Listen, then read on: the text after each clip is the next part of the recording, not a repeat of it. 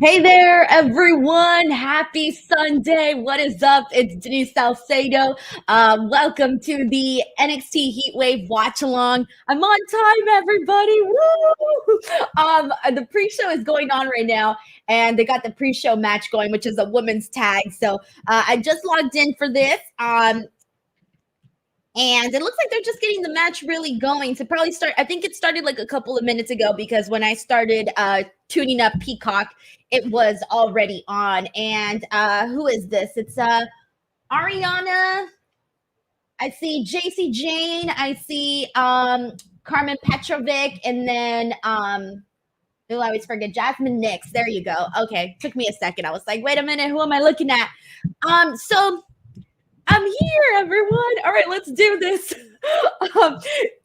I'm just glad I'm not late this time. I double checked the time to make sure what time everything was starting, and I'm good. But also, before we get into everything, I want to let you guys know that I will be here the entire time doing the watch along, and then afterwards, this stream will convert into a review show after the watch along. So it's the first time I'm doing this, but I've decided to keep you guys all here because yesterday I just thought it was kind of silly for me to do two different streams when I logged off and logged back on. So I'm going to keep everything here together, and then I'll just clip the video portion out afterwards for the review portion of it all. So something new, and we'll see how it goes.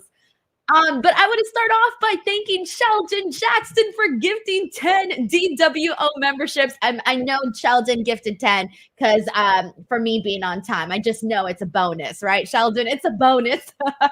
Thank you so much to Sheldon for sending that as always. And thank you to anybody here who becomes a member at any point. Heatwave starting in 9 minutes. And God, I love, by the way, Ariana Grace right now on the pre-show.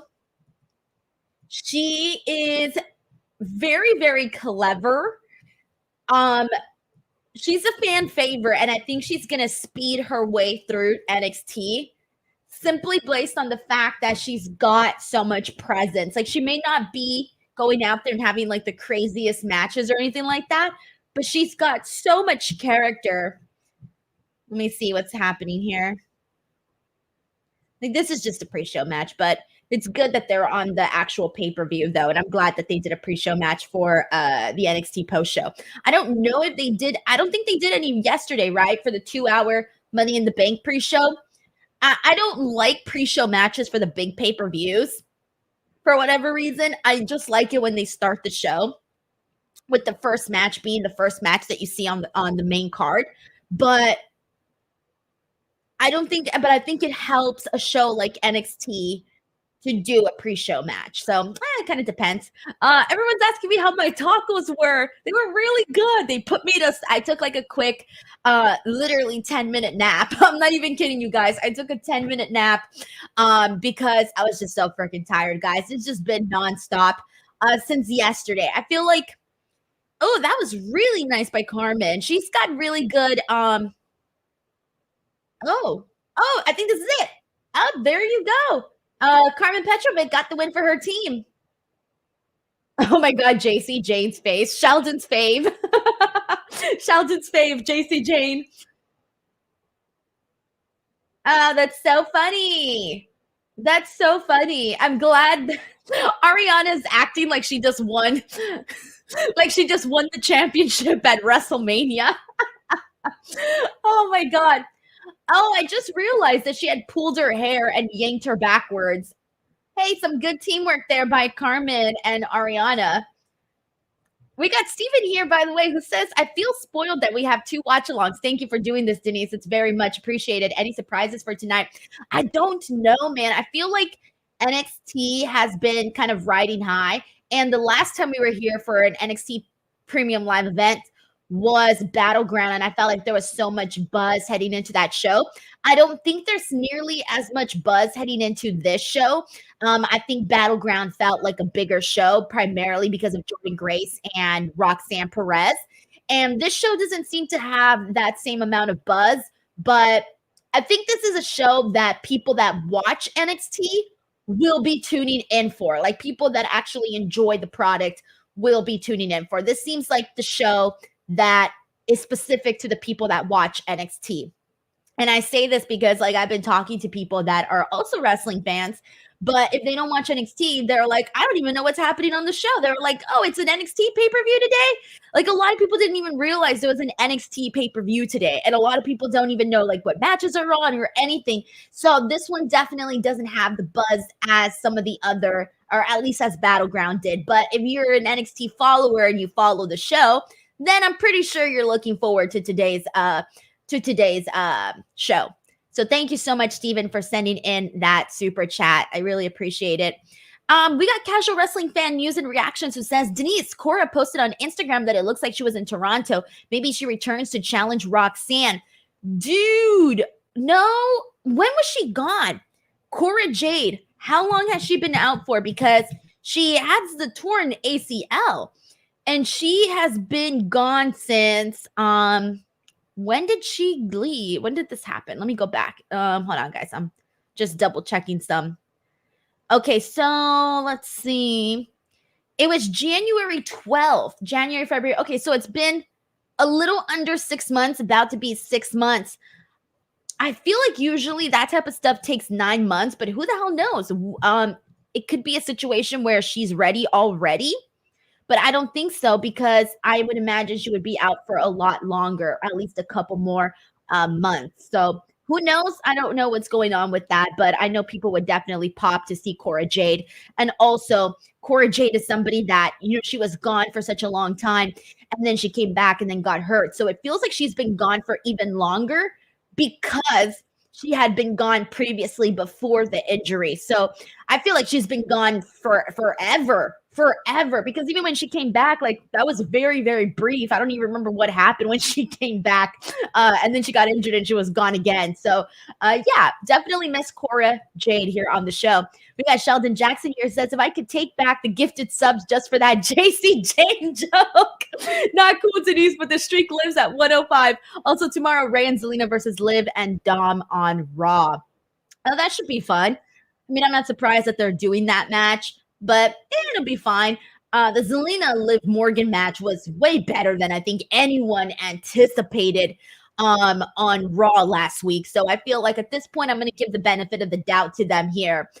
Ray and Dom, they're going to be feuding forever until Ray finally decides he wants to retire. But I feel like I almost wish that they didn't always go back to Ray and Dom, because the first time they did it, it was so good that I almost don't want them just to like always burn that out. But it's such an easy story to go with. And I feel like they're kind of taking the easy way on Raw right now with involving Rey Mysterio in this whole entire storyline. Thank you so much to Sheldon for that super chat. Let's see what else we got here. See what people are saying. Also, I need to put the volume up. I can barely hear anything. Okay, let's see. By the way, if any of you guys here are new to the stream, please introduce yourselves. Would love to see who's in here. Also, please ignore that my sweater and my shirt do not match whatsoever. I had an outfit that I was wearing for today, but then I dropped, I think I dropped like salsa on my sweater. So I had to get rid of the sweater. And then I was like brushing my teeth after dinner.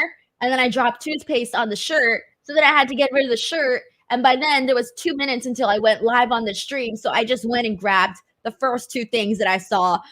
So that's why I don't match today. We got, hey, what? We got Mark Henry in here? Mark is here, guys. Is this Mark's account? Let's see. I think that's Mark's account. Hey. I just did an interview with Mark Henry, by the way. We did an interview a couple of hours ago, and that's dropping tomorrow. So keep an eye out for that. I'm really excited about it. It was like about a 1 hour long conversation that just covered so much. And I think people are going to have a really good time with it. Yup, we got Mark Henry in the house, guys. And so that is going to be dropping tomorrow, everybody. Tomorrow that is happening. Very excited about that. We got Mike Parker, PWMM here, who says, I'm currently rewatching 2000 WWF. Ariana's over-exaggeration reminds me a lot of Kurt Angle's from back then, which is a good thing. Dude, Mike, you and I are both on the same page and going back and watching the old stuff. I've been dropping the daily SummerSlam videos every single day, which are practically they're taking a lot of time, and I'm currently editing the SummerSlam 2000 video. I'm probably like 75% way through with editing that video, and that is going up on I think that's going up tomorrow, actually. So I gotta step on it because that video goes up tomorrow. I kind of got a little backed up. I thought I was ahead of schedule. Turns out I'm not ahead of schedule, and I'm a little bit backed up, but I'm gonna catch up and just kind of squeeze things through. But it's been a serious mission to get all of these videos out on a daily basis.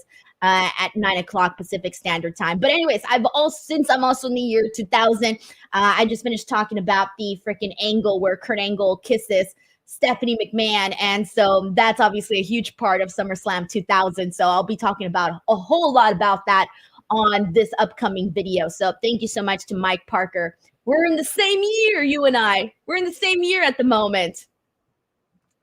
Oh, man. $1 here says, somebody about to get their ass kicked. Let's go. Oh, man. Let's see what else we got here. We got Sven Big, who says, me and Mark are the oldest dudes in the chat, but I can't bend a frying pan.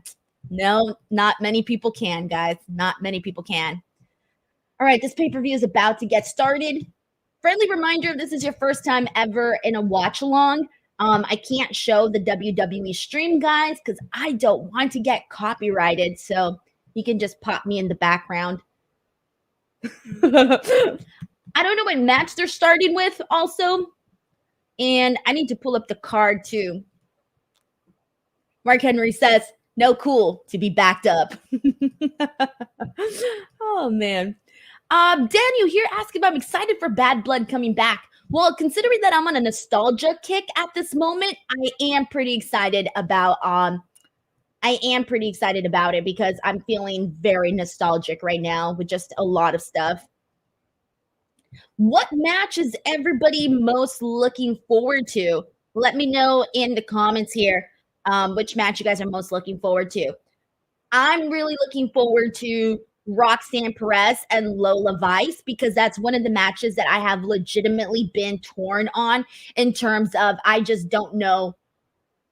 I feel like they could surprise us here. And part of me also feels like right now, considering that there wasn't that much heading into this pay-per-view, I almost feel like they're going to want to surprise us here. And I don't know how exactly, but I wouldn't be surprised if there's some decisions that are made just based off of, trying to get a little bit more buzz for the show. So I am really looking forward to Roxanne and to Lola Vice as well. I think that's going to be good. And let's see what else. Of course, the Fatal 4-Way, that's another one. That one could also be another surprise too, because I know a lot of us are expecting for Trick Williams to retain. However, again, if they want to surprise us, if they want to go a different direction, give us a little bit of a shock factor, I could see a situation where we see Ethan Page walk out as NXT champion. So there's a lot that can basically go down here today. Ryan Place says, hey, Denise, what was the hardest SummerSlam you had to sit through so far? Were you like, this is boring? I struggled with 88. Was it 88 or 89? It was one of the early ones that I struggled with where I started thinking that maybe it was a lot. Plus, you got to understand, guys, the other thing that I've learned about going back and watching old shows is that everybody can go back and watch old shows, right? It's available to us, whether you have the network or whether you're watching on the Peacock. However, it's one thing to go back and watch a show, but you're only getting the information that you're seeing on the show. So sometimes you're missing a lot of these stories, a lot of the news of what was going on during that time, a lot of the real behind the scenes stories or just little things that you might have missed. So it is hard to have to go in and do some research, figure out what was happening, or sort of fill in the blanks for what you think based off of the highlight packages and the way that they would promote matches. And they didn't do that in the earlier shows. So in a lot of the earlier shows, I had to kind of figure out like what the hell is going on for this feud, what's going on with that feud. Um, and so there was a lot of stuff that I did struggle with a little bit. Oh my God, that side of Lola Vice was very funny. Very, very funny. So Ryan, really great question in regards to that. Very great question. Also, spend big. The Mexican Coke does hit harder. It really does. I love these shots of the talent rolling in. Those are always fun. Where is NXT Heatwave at today? How do I not know this? I'm pretty sure they just said it right now. Oh, yeah, Ontario, duh. Oh my God, I'm blanking. I haven't slept, guys. I haven't slept. I literally fudging forgot. I totally forgot. Oh my God, I can't anymore. Please, guys, get more than 4 hours of sleep a night. Also, we're starting off the first match right now. So this one here with Wes Lee and Oba Femi, I think is a really good idea to start the show off with because Wes Lee is going to be obviously doing a little bit more of a fast-paced type of style. And Oba Femi, I mean, this is going to be David versus Goliath. Oba Femi is going to be powering him down. He's gonna be basically trying to take him down like a tree. That's what we're gonna be seeing here with Wes Lee. And look at him. Look at him. Even his little entrance is extra fancy today. Wes Lee and Oba Femi, I think, is a good way to kick off the show because just based off of the difference in size, that calls for a certain type of match. And I think that's a pretty engaging way to kick things off. I'm not expecting a title change here whatsoever, by the way. I think that Wes Lee had a really good run as NXT North American champion that I almost feel like that's you know, been there, seen it, done that. That was good enough. It was good. Let's keep seeing Oba Femi do his thing. And I think that he can have a phenomenal matchup right now with Wes Lee. So we'll see. Yeah, we got a lot of people here saying also the same thing about Oba winning this as well. You got Daniel Pinson who says, I think Wes Lee is ready to go to the main roster. Yeah, man, I can sure as hell see him on the main roster. But as always, you don't want to just go to the main roster and then for them to not have anything to do for you. A la Cameron Grimes, a la Dijak, who there was nothing there for them to do, which was very, very unfortunate. Look at Oba. He's feeling himself with that walk. He's like, yeah. I like it. I'm going to be like Booker T. I like it. Uh-huh. Oh, man, that's hilarious. Let's see what else we got here. Lay Royalty, thank you so much for coming back to this NXT Watchalong. Says, am I the only one thinking Rascals will be interfering? I don't know, guys. We could see some of that. That would be kind of fun.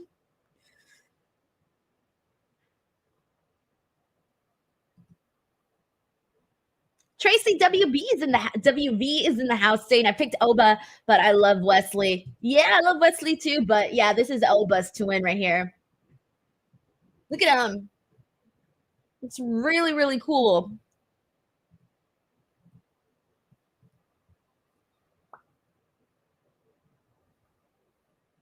Sven Big says there's a Marry Me Oba sign. I did not see that. Where's the Marry Me Oba sign? What? Oh, that's also one of my other favorite things about going back and watching these old shows too. Is the signs are very telling of the times, right? Very, very telling of what's going on. And sometimes you just see some funny stuff in there.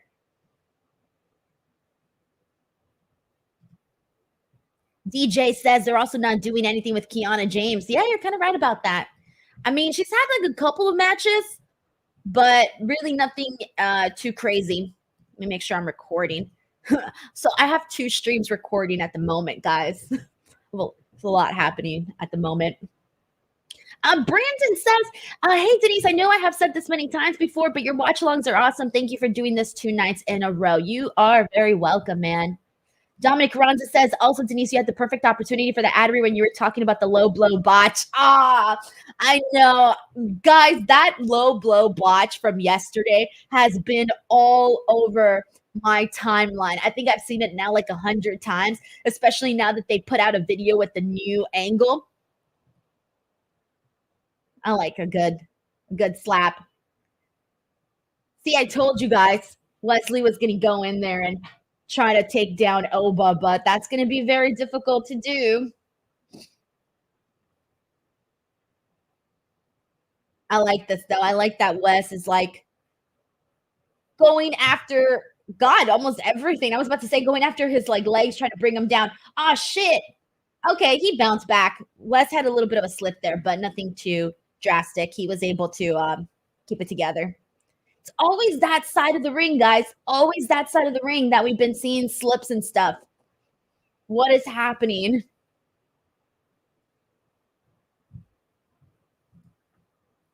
Shawn Swabby says, do you think Oba Femi will have a Gunther-like title reign with the North American Championship? So I'm so glad you mentioned that because I think it was during my NXT post show where I had said that I really want to see Oba Femi have a Gunther-like reign. I think I even said that he could be NXT's Gunther.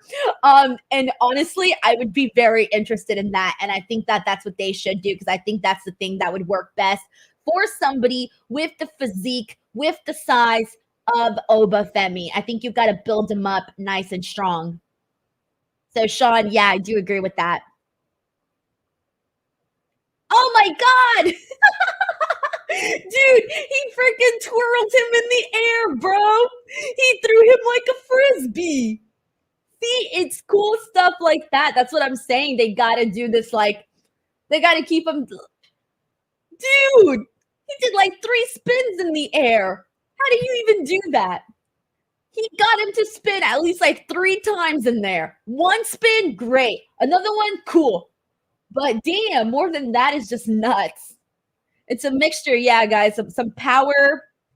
Someone do the science behind that.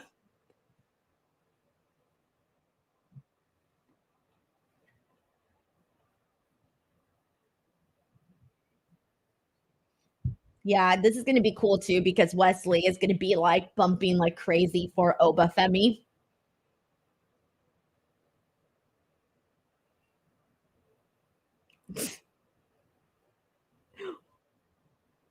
Booker T's like, I don't want any of this. Stay away from me. I don't want any of this. Nick Blue says Wes Lee, like, oh my God. Dude, what the hell? Okay, I need a replay of that because I kind of caught the tail end of that.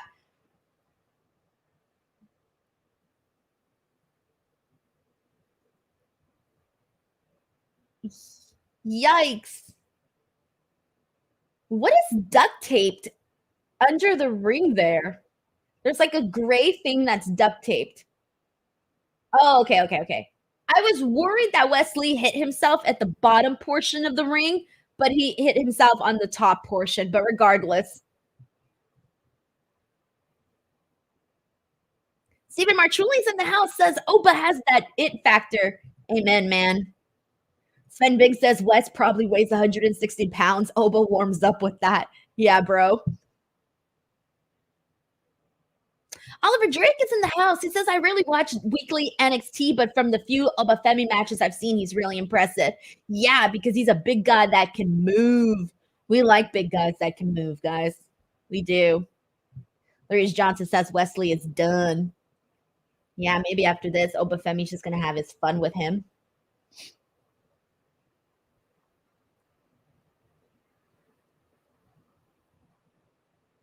There's only 5 matches on the main card tonight. There are 6 in total with that pre-show match. So this is probably going to be a quick show. But there are, I bet you they're going to do what they've been doing the last couple of shows where they put like a bunch of videos in between. The last NXT PLE, which was Battleground, they started showing us throwback videos. So then we kind of have to kill some time during that.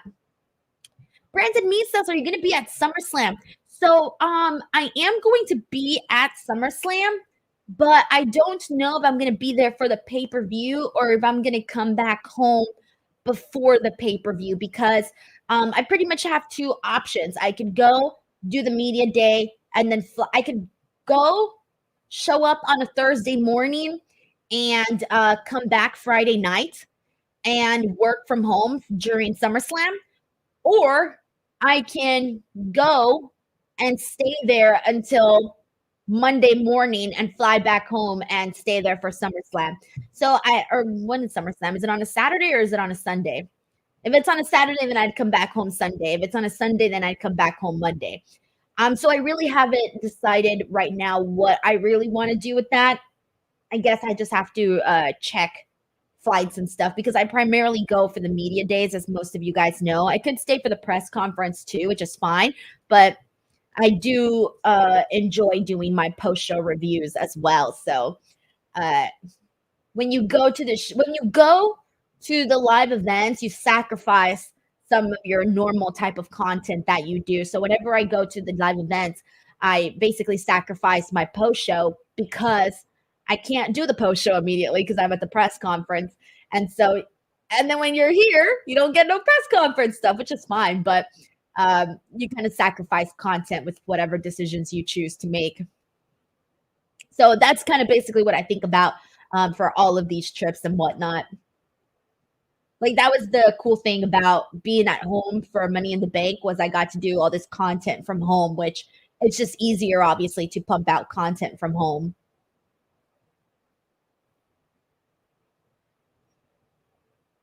Man, I thought Wes Lee was done after this. He's not. He's getting his licks back. Dude, look at that size difference. My God. Oh, what? That was kind of interesting. I wasn't expecting all of that.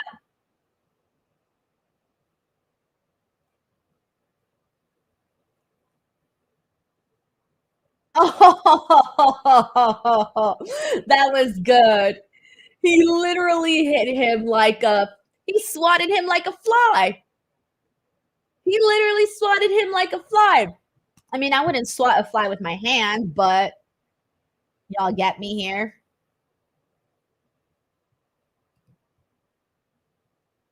John Harris brings up a good point. He says the snacks are better when you watch it at home and less expensive because these places be charging an arm and a leg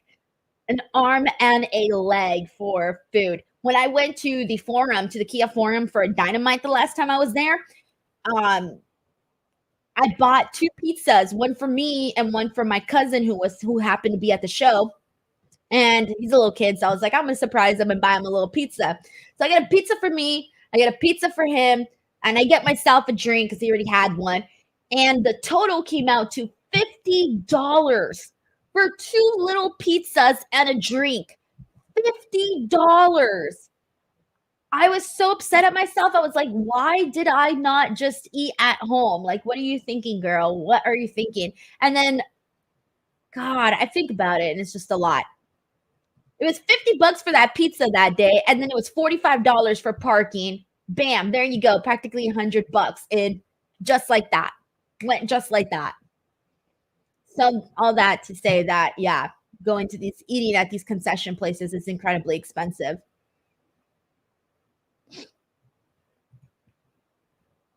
Victor Battino says, why doesn't Reg jump on? I don't know if he's watching. Let me text him. Hold on.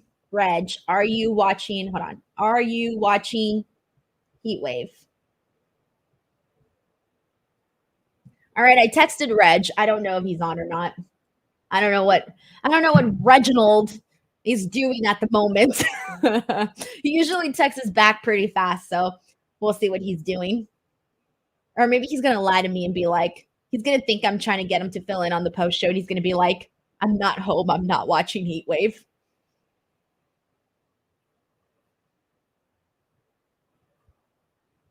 Nick Blue says, well, I get mad when I have to spend $20 at Taco Bell. Oh, I just wanted to talk about the other day. I think I spent like $10, but this is breakfast items.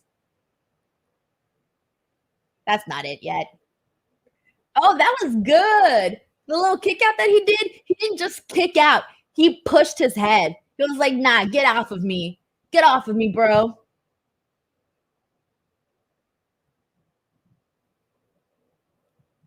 I think Reg is avoiding me right now, guys.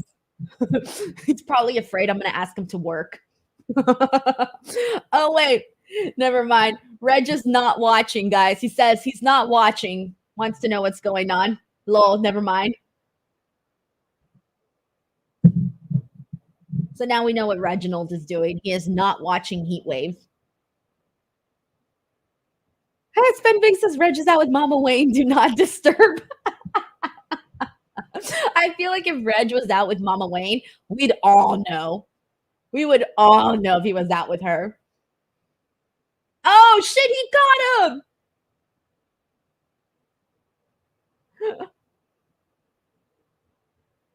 Dude, what?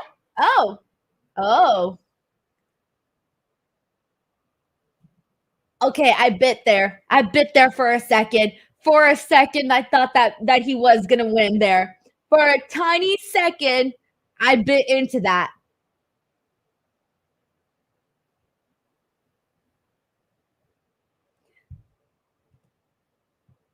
Oliver Drake says concession prices in the UK are bad enough, but America, it's ridiculous. Dude, everything's expensive here.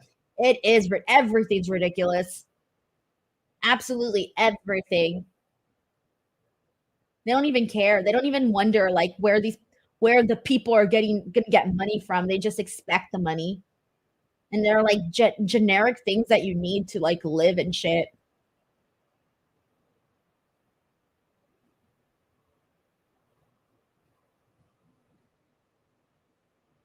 All right, I'm expecting Oba to do something here. Oh shit. Oh, okay.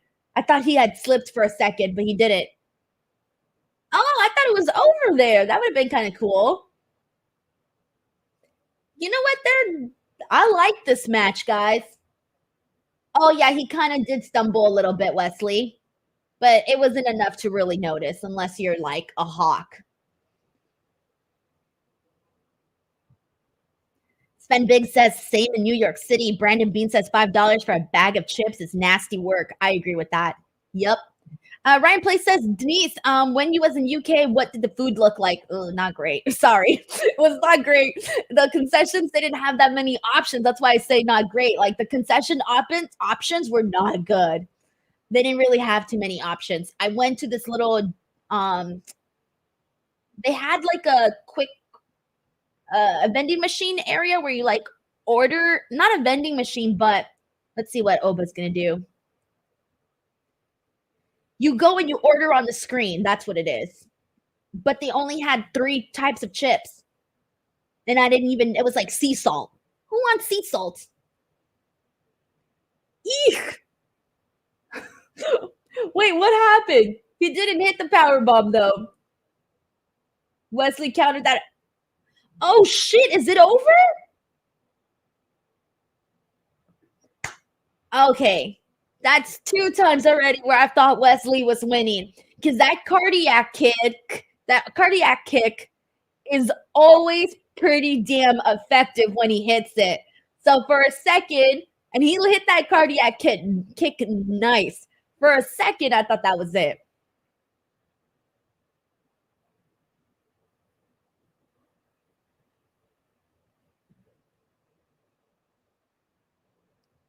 Nice, very nice frog splash. Oh, he got him. He's gonna choke slam him.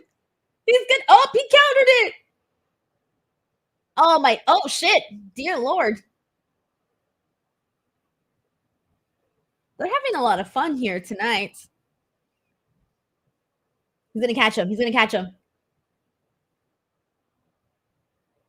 Yikes.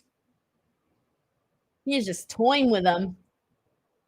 That's what I love about these like big man, little man matches. Then you can have fun like this. You know? You can do some stuff.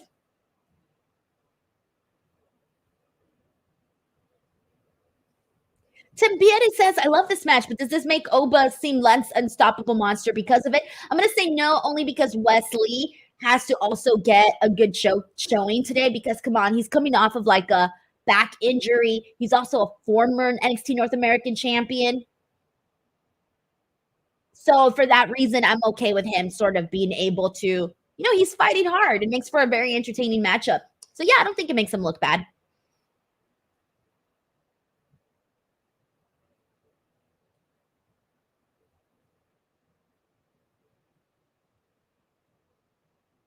Dude. Oba just threw him like a bag of potatoes. Damn, Oba looks tired.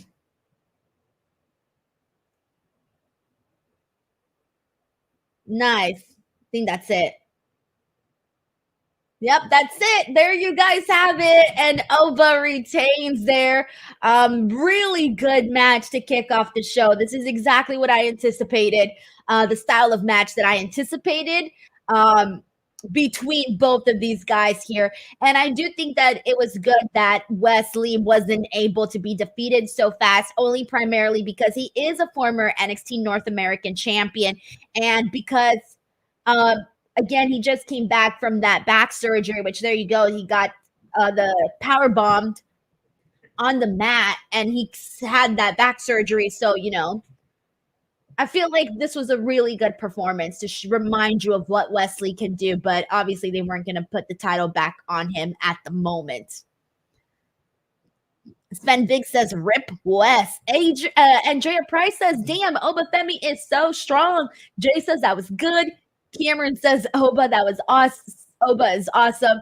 And Lay Royalty says, "That was an amazing match. I guess no rascals." Joseph Boza says, "Wes can't challenge Oba ever again." Tiger Claw says, "Oba is gassed." I think towards the end, he did look a little bit gassed, just a tiny bit. Like by the end, he was like, "Oh, I can barely go." But he made it, man. He pushed. But you could tell he looked a little tired. But I mean, he was doing a shit ton in there, but he survived. He made it. Emmanuel Molino says, "Fun match." Tracy also says the match was pretty amazing. Joseph Boza here says, "Oh, I finally saw the Marry Me Oba sign." Joseph Boza says they need Oba to have a decent reign because he is the first NIL wrestler to be champion. Is he? Victor Botino says, "Damn." All right, we're getting a lot of really good reactions here. Don says that was a good match. Everybody really liked it here. Brandon B says Wes Lee for NXT champion. I think he should challenge Trick Williams at some point, but I don't think right now I would necessarily put him as NXT champion. If I was going to have anybody else be NXT champion but Trick Williams, it would probably be Ethan Page. Let's see what else we got here. Yep, and everybody reminding the whole Wes Lee last chance for him as long as Oba is champ. Yep, last chance. King Dijak says, "Oba Femi is a lunatic." He did good stuff. Tiger Claw. Oba be like, "Note to self, work on cardio." Cameron Bricklin asks, "Who do you think will get called up to the main roster later this year after WrestleMania 41? Lola Vice. Literally, she just popped up right now, and I'm like, "Yep, Lola Vice. I can see Lola Vice getting called up at some point." God, I mean, we're still waiting for Roxanne. She's still so young, so I don't think so just yet, but that can happen too. I mean, I was surprised when they called up Kiana James. I didn't see that one coming. And then at some point, Trick Williams, but Trick Williams is so busy in terms of he needs to kind of stay on NXT because he's the champion. So I can't imagine him just leaving right now, especially because there's really no one to fill his shoes or take that spot right now that Trick Williams holds. Thank you so much to Cameron Briglin. Ryan Places, "Hey Denise, how long did it take on a plane to UK when I was 8 to Mexico? I went in 08 to Mexico from England, took 10 hours, very long flight." So from here, from Los Angeles to London, it was 9 hours. And then from London to Glasgow, Scotland, it was an additional like hour 20, hour 30 around there. So then add those up plus the time for the stop. So I'm thinking total with the both flights and then the stop in between, it was like 14 hours and a half, 15, somewhere around there. So yeah, so it did take a long time to go and come back for sure. Fat Logan, "Denise is finally on time." You know it. You know it, guys. I showed up this time. All right, let's see what else people are saying here. Zendale says NXT starts off live. It looks like it's going to be one of them nights. Yeah, I hope so, man. I hope they keep this momentum. It's looking like Kelani Jordan versus Ruca is next. This is one where I'm expecting the title to kind of change hands here.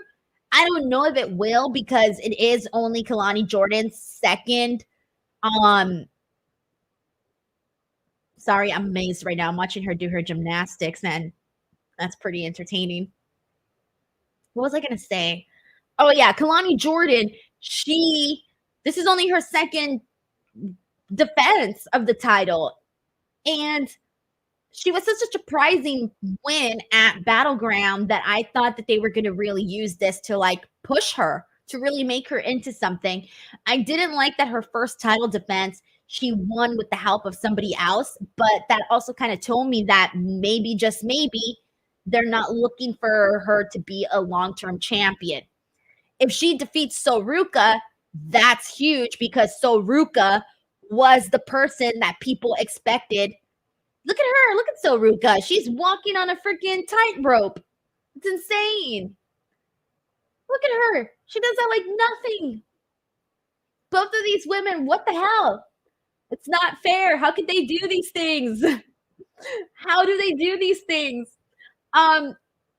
So yeah, Ruca, if she defeats Ruca tonight, that's going to tell us everything we need to know, isn't that they really truly believe in Kelani Jordan and they really are going to make her into a star in the next couple of months.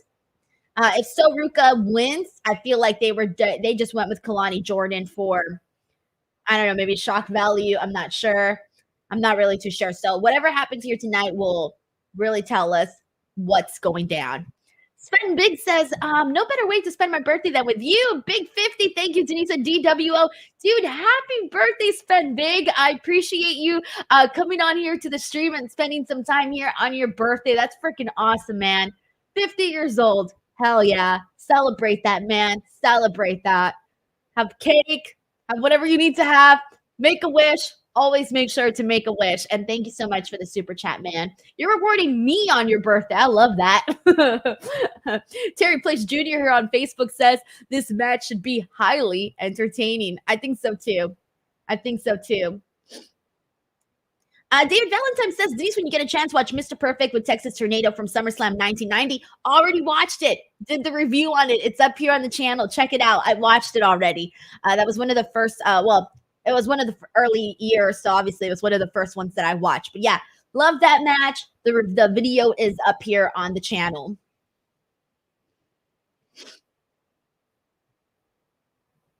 Oh my gosh, Ruca reminds me of a hot Cheeto. She's got them hot Cheeto colors. Oh man, I love hot Cheetos, so that's where my brain goes.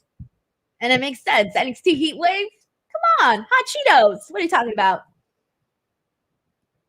Look at her. She looks good. Water take us like, what? I see hot Cheetos everywhere. All right, let's see. I'm really looking forward to this match. Keep in mind, both women are very acrobatic with gymnastic backgrounds. Actually, they just covered that right now, so you guys should know that. Kelani looks so cute, by the way. So cute.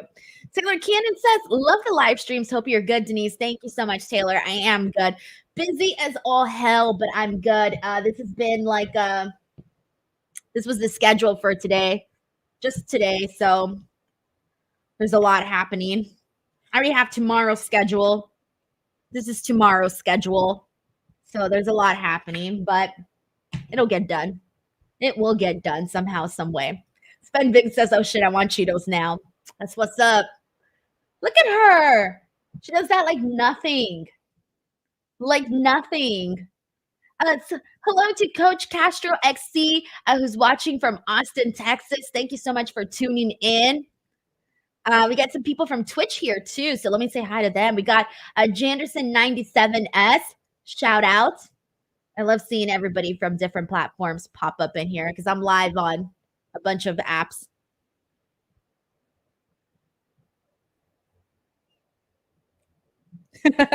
Lee J. Robinson says hot Cheetos is good, but don't go for the popcorn version though. Choking hazard. Thank you so much, Jay Anderson, for the kind comment. I appreciate that. All right, let's go. Here we go. I'm looking forward to this matchup. Nice little start there. Okay. Testing the champion there, catching her by surprise. Mutual respect from both women.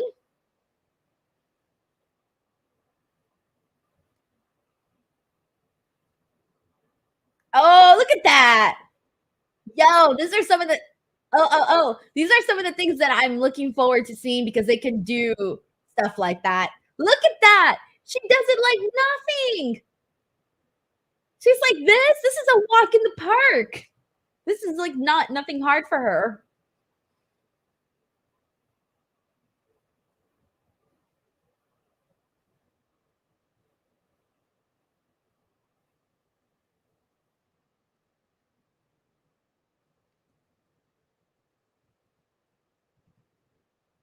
Kevin Simpson says he's from Scotland. Dude, I was just there. I even know now that it's Edinburgh and not Edinburgh. Because I used to say Edinburgh. Wait, what?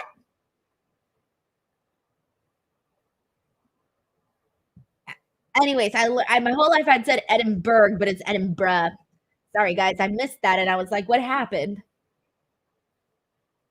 Brian Harbury says, Denise, do you think we will have a Joe Hendry sighting tonight? I have no idea, but if we did, that'd be hella awesome.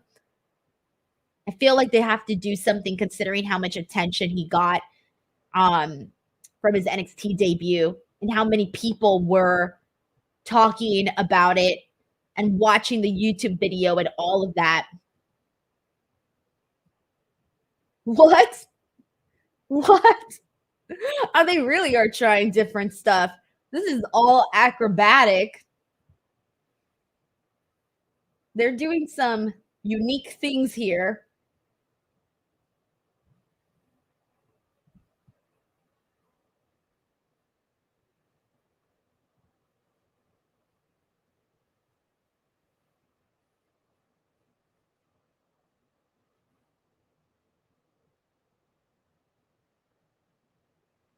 All right, I had to see the replay of that. That looked even better on the replay. That was cool.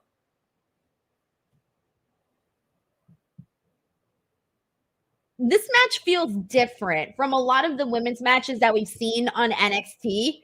This match feels very unique to their set of skills, and that's what I like about it.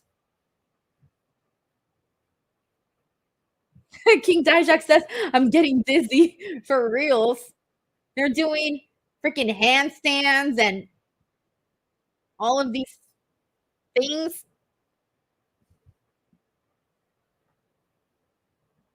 Oh, yeah, that's funny.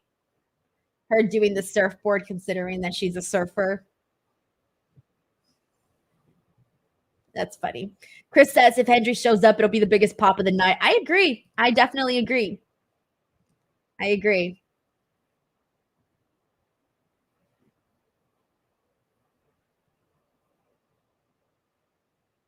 Yikes.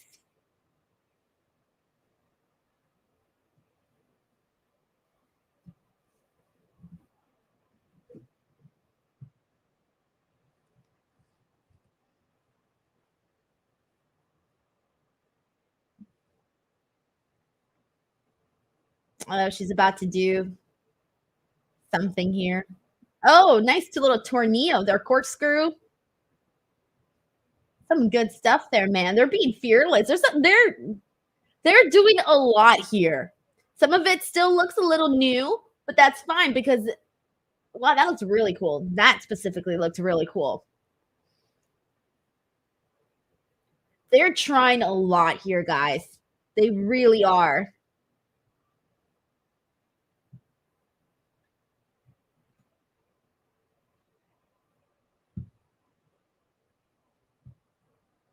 Darth Stevens says, I love that they are trying new stuff. I agree with you on that. I really agree with you on that.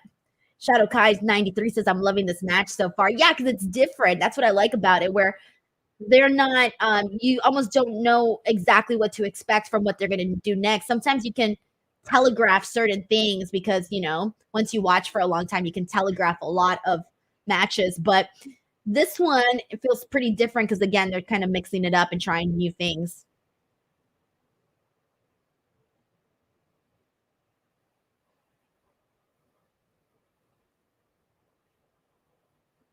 Oh, nice.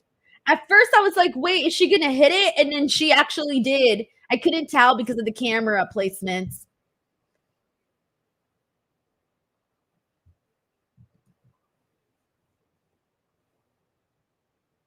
Janderson says, when does Heatwave start? It starts now. It's on right now. Yeah, it started. They are in the second match right now. It's So Ruca and Kelani Jordan.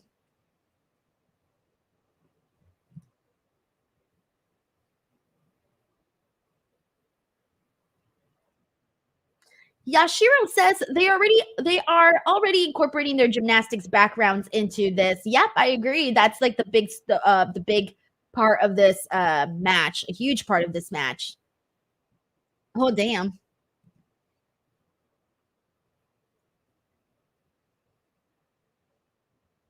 If Kalani Jordan retains here today, damn. I mean, they're just doing stuff that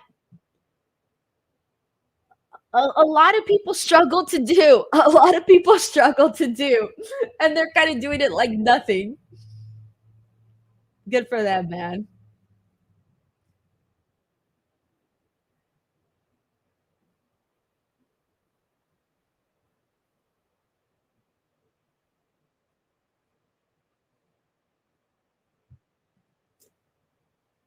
We got Tim Beatty who says WWE has a lot of faith in these two young athletes. Yeah, because they're going out there, like I said, trying some stuff.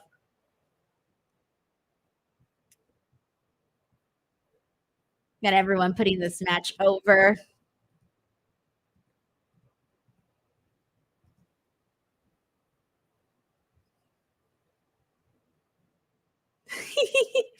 Ryan places, hey Denise, are you going to upload the Braun Breaker interview? I'd love to see that. It was awkward. Okay, I don't even know if I still have my Braun Breaker interview, but I didn't upload it because it just um wasn't that great, guys. And it's years old now, so probably I don't know. I made the executive decision then to not upload it. Ah, this match is killing it, man. They are killing it. They're earning the crowd's respect, guys. Look at that. Everybody's standing up to clap, or at least the people there that I can see. They're standing up to clap. Look.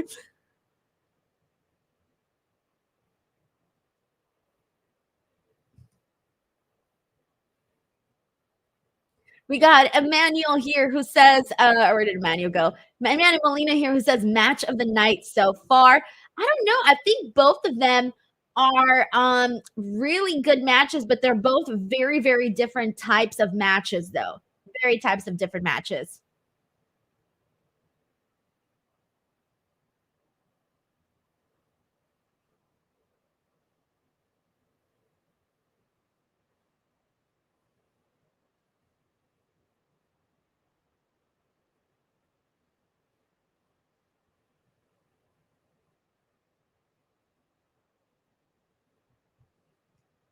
We got Jerome Allen who says he's at the show. Hey, a Groom Allen, excuse me. What's up, Groom? Let us know what it's like out there at the show.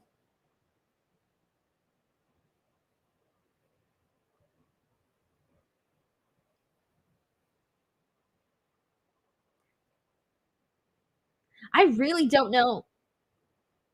I don't know who's winning this match, guys. I don't feel like one of them has been dominating the other one. It's really been 50-50 here. Like I can't decide who should or will win. Groom says it's pretty lit. Fans are totally into it. Hell yeah, man. Hell yeah. Joseph Boza says low key match of the night for me. King Dijak says I don't know how she kicked out. Dude, very intrigued. Oh, it's Kelani about to do like a 450 or something. What's she gonna do? She got her knees up. That could be the moment that cost Kelani. They're gonna have to run this back, guys. Imagine once they become more polished. Because keep in mind, this is still a developmental brand, guys. These girls have only been wrestling for however long. Oh, she avoided the Soul Snatcher. Okay. So now imagine when they're more seasoned. If they can do all this already, and they've only been wrestling, I think Kelani now, maybe a year or so. I don't know how long Ruca, because Ruca was out due to injury because of the torn ACL. The crowd's getting into this a lot more now.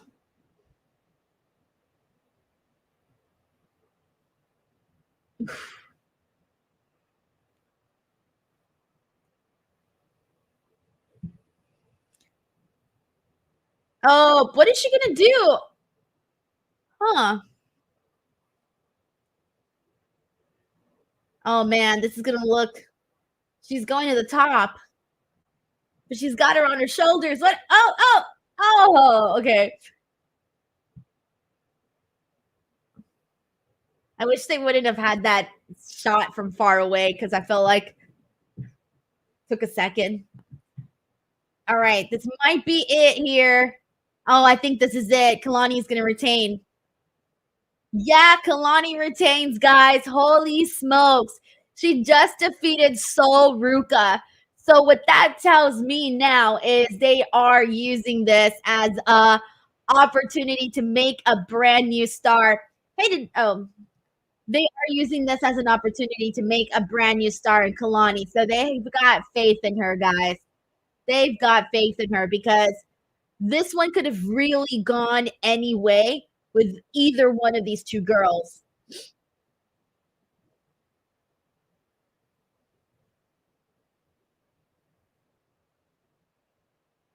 They did good today. They really did good. This was the match that Kelani needed to this was the match that she needed to like stand out as an NXT North American champion. Oh, I love this. I love this. Imagine she turns on her. Imagine Ruca's like, nah, pop. Nope, she's not. They're ending this on the happy note. I thought for a second, wait, she's still there. Oh, she's gonna attack her, isn't she? Nope. Nope, she's not. I wasn't sure if she was or if she wasn't. All right, guys, send me your thoughts on what you guys thought about this matchup here. I'm about to just tweet out really quickly about this match. So I want to put them over because they did freaking phenomenal. That was kick ass.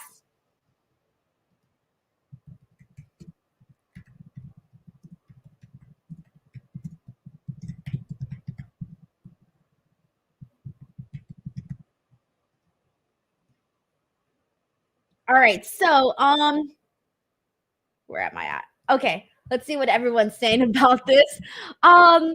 Let's see here. We got Tremaine Young who says Kelani is so awesome. Joseph Bosa says they have faith in Kelani. Denise is right. I wouldn't have been mad either way. Ryan Play says very good match. Both have potential to be great. 554K Brandon here says that was a really awesome match. Arnon says so damn good. Hello to Juice Unknown 187. Shadow Kai says that was a great match. Brian points out that they're both very, very talented. We got more people putting this over. Emmanuel Molina says, great match. WWE got them something with these two ladies. Like I said, man, they're still developing. Wait till they even become more seasoned. They're going to have to run this back. They've got something there. Really, really good stuff there. Tim Betty says, boo, friendship. Boo, I want my turn, says Dijak. I, for a second, was waiting for a turn there. I agree with Tiger Claw. It was different, but it was fun for sure. We got Stephen Marchuli here who sends in a super chat saying both Soul and Jordan were 100 in this match. Well deserved. This is awesome, Chad. I agree. I think they gave the fans something different, and that goes a long freaking way because people appreciate when there's an effort put in, and you can tell that people were respecting what they were doing out there because, again, it was a different kind of a matchup. So I feel you on that. Stephen Marchuli, thank you so much for that super chat. We got so many people putting over this match here. Run that back. I agree.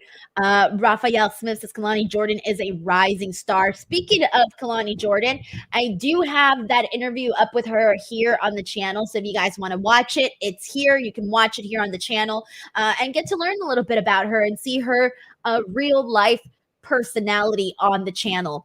Thank you so much to Raphael for cueing me for that, honestly. Let's see what everyone else is putting in here. Everybody's liking it. I love that. Derek Hubbard says lots of great moves. I don't think it all fit together to make a great match. It felt like a collection of spots and moves more than a competitive match. The reason why it felt like that is because, again, they are still so new, guys. Like, they're still so new, so they still have to develop that to make things flow a little bit more because, like you mentioned, it felt like a collection of moves. Once they become more seasoned, they'll know how to blend that in a lot nicer so that it goes with a nice so that it turns out to be a smooth match, right? Instead of feeling like a collection of moves. So again, that's why I said once they're more seasoned, it's going to feel a lot stronger. But the fact that they went out there and they pulled off this match, that was very different. And again, they're a developmental brand. So I feel like they did really good for what they were doing out there. Really, really good. Sven Big says, now we need a clip of The Rock and how he invented the Hogan leg drop. Speaking of The Rock, he's on right now. It's the Rock meme. Freaking Rock. Oh, man. This everybody I'm sure has seen the meme now where The Rock is essentially the meme is that he's taking credit for just about anything and everything. I can't get over it. Oh man, freaking Rock. Oh god. It's too funny. All right, let's see what else we got here. Let's see. Are we getting the bad blood commercial again? That's too funny. Tiger Claw Gaming says The Rock is responsible for world peace if it ever happens. Oh man. HAV says, do you think Solar Kelani should have turned heel after this match? I thought Soul was going to turn heel. I really did. I sensed it. I'm like, wait, she's still there. She's still in the ring. Maybe they're going to do it. They're going to do it. They didn't do it. So I really think they just wanted to show them off and show off their competitiveness. But I do think there was a moment there excuse me, not for Kelani, but for Ruca to turn heel. I think that could have been cool, but looks like they may have other plans. And keep in mind, they do have a lot of heels on the show already. You got Roxanne, Perez, you got Fallon, you got JC. I mean, there are so many freaking heels on that show for the women. Lola Vice, I think, is still a heel. She was a heel. She may be a baby face now. I'm not even too sure. So they definitely need baby faces on the show too. So I think they just wanted to go out there and have them have a competitive match to show off their skills. I got Brandon here with the super chat who says, I was thinking there would be a heel turn at the end of that match, but I do like when there is sportsmanship in wrestling every so often. Some sportswomanship every so often. Yeah. From the very beginning, we saw that. I mean, they shook hands like right at the top of the match and then got into it. So I think that this was just them doing like a straightforward match between them. Thank you so much to Brendan for sending in this super chat, man. Play Royalties expecting a heel turn with Axiom tonight. Oh man, I don't want them to break up freaking Axiom and Nathan Frazer. I really, really do not. Are people still blowing fireworks? Oh, that would mean Chase, you are gonna win the tag team titles. Oh, come on. Come on. What are we doing, guys? What are we doing? Let's see what else we got here. Let's see. Kind of like Carson says that he thinks Lola Vice is babyface specifically for this match. Yeah, possibly. All right, let's see what they're gonna say.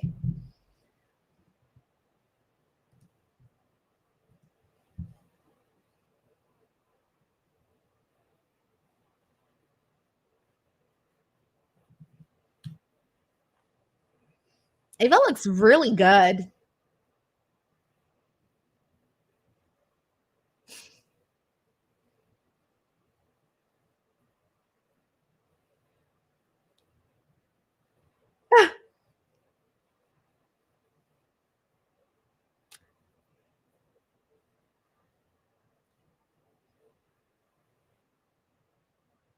Damn.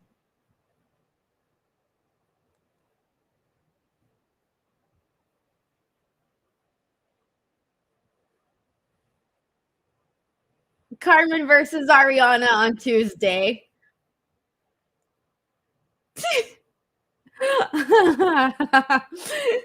She's so funny. Ariana. Lola Vice looks good. She looks pissed. She looks focused. She looks angry, determined, all at once. Jesse Jesse Johnson Jr. says The Rock lowered the price of gas. When the housing market finally gets good and the housing prices go down, The Rock did that. I can't anymore. I can't. Oh, it's a tag team match now. All right. So far, I have had, let me see. What am I I'm 1-1 in my predictions right now. 1-1. Damn, there's a good chance, Chase, you might win here. I don't want them to win, though. I want Nathan and Axiom to retain. I really, really do. Yes, Ben Vink here says Ethan Page is winning tonight. Let's see. Who else do we got here? We got more people here rooting for Ethan Page. Yeah, with getting taped up. Hey, they're wearing purple today? Why are they wearing purple? Do they normally wear purple? Have I never noticed? I thought their school colors were red. Does this mean anything? I don't know if this means anything.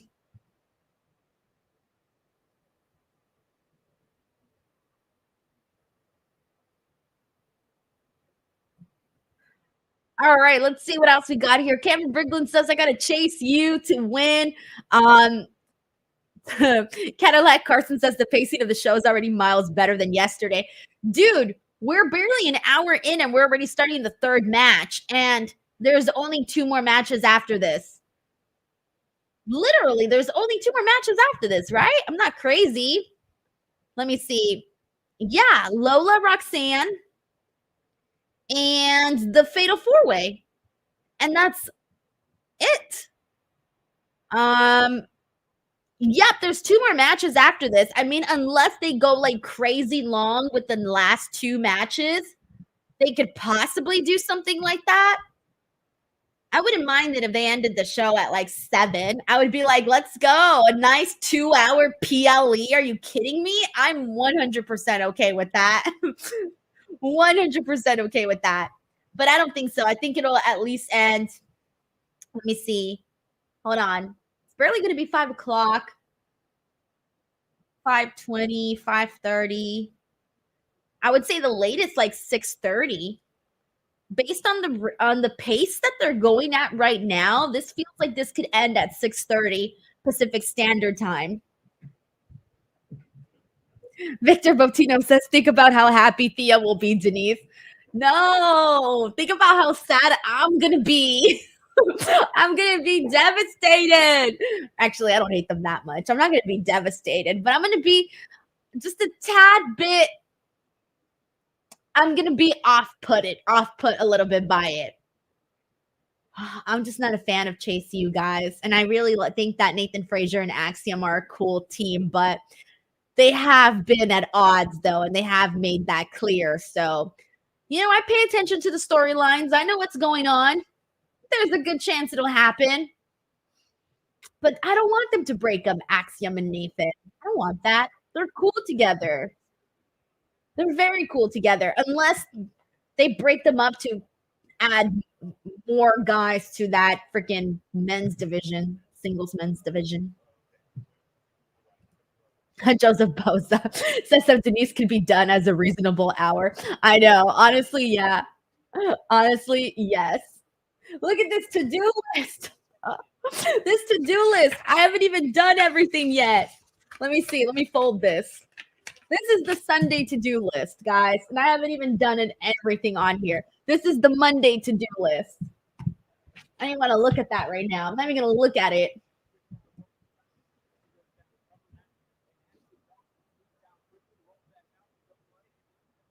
Who knows? Maybe Chase U will win me over in this one match. You never know. Anything can happen. By God, good God Almighty. Chase U finally got over with Denise Salcedo. Good God Almighty. Forget Jim Ross. That line was classic. Good God Almighty. Oh, man. Oh, let's see what else we got here. Sizzle chest. Lau says no sleep for Denise. Burn the midnight oil. I can't, guys. I can't. I'm running on 4 hours of sleep because I ended up doing Busted Open today, and I don't normally do Busted Open on Sundays. But I filled in today for Jonathan Hood. So I filled in today for Jonathan Hood, and so I had to wake up super early. And it's all right. Like Saturdays, I'm used to it. I'm not used to it on Sunday. So I struggled today. I woke up at 4:30 in the morning, and I was like, oh, you know what? I'm gonna sleep in a little bit more and I'll wake up at 5. Like, let me have a little extra half hour, right? I just want to do my makeup today. That's what I was thinking. I don't usually do my makeup for Busted Open because it's so early in the morning. However, sometimes I at least put on something on my face so I don't look dead. And freaking Nathan Frazer, my God, he just did all of those freaking flips like no big deal. I don't even know what he did. It was great though. He's like ready. He's got like this ninja pose. He's like, I can't stop. I gotta keep going.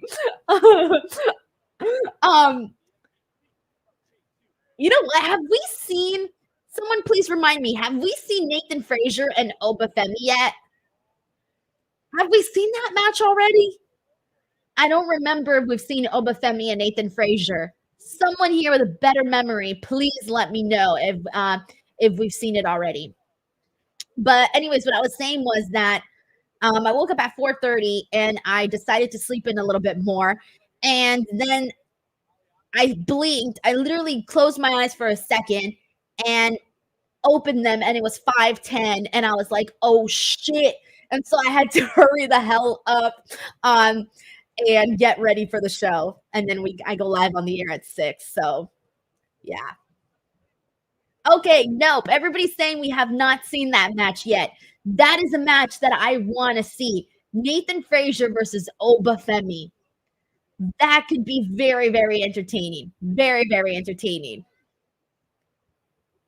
We got a super chat here from Devin Holloway who says, what's your favorite NXT era?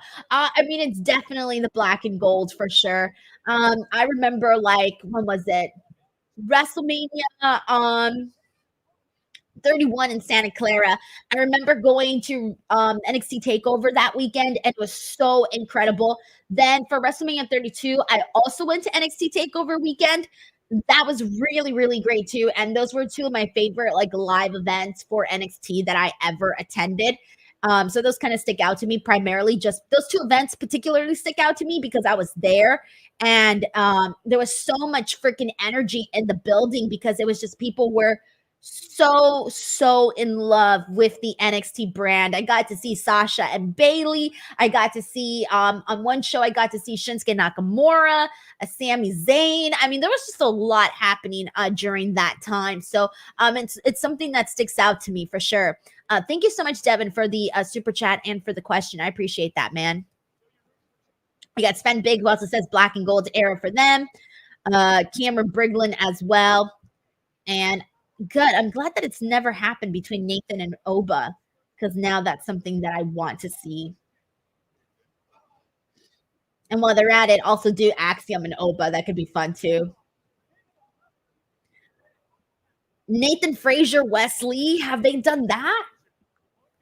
That's another option too. Nathan Frazer and Wes Lee.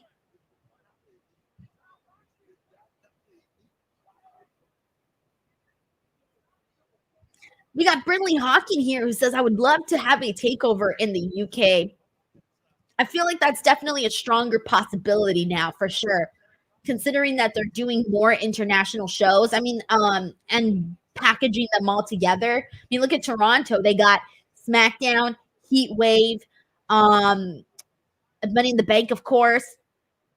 Scotland had SmackDown and Clash of the Castle. I think Bash at Berlin is probably just SmackDown and Bash at Berlin, though. I don't know if they're doing an NXT show. I don't think they are. But some of these do get the NXT shows. So obviously the NXT shows are not as often as the regular WWE PLEs.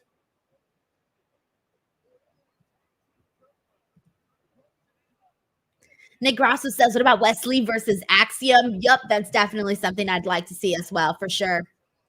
For sure. Rich Johnson says his favorite is the black and gold because of the four horsewoman. They changed women's wrestling in WWE. There was just a lot of freaking energy during that time.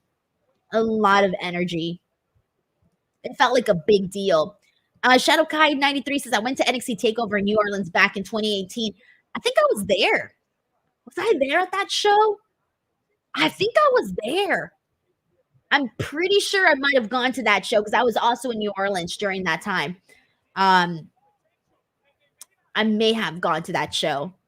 I'm blanking because I went to so many different indies. At the time, I would go to more indies because I wasn't doing as much as I am now. And now it's a little harder for me to go to the shows because I have to spend so much time uploading content and editing and things like that. That's why when I was at Scotland, I didn't go to SmackDown because I was at home editing. I mean, I was at the hotel editing. Oh, here we go. Finally, things are picking up a little bit more in this match. No. I'm just saying no for no. I'm just saying no because what's his face? Duke Hudson was getting the leg up here on them. They look so tiny next to him. I don't remember them being that small. Did Duke Hudson grow or did they shrink? Why do they look extra tiny than normal? They've literally been in there with Gallows and Anderson, and I didn't feel they looked that tiny. I mean, they looked tiny, but not that tiny. The hell, Duke Hudson grew.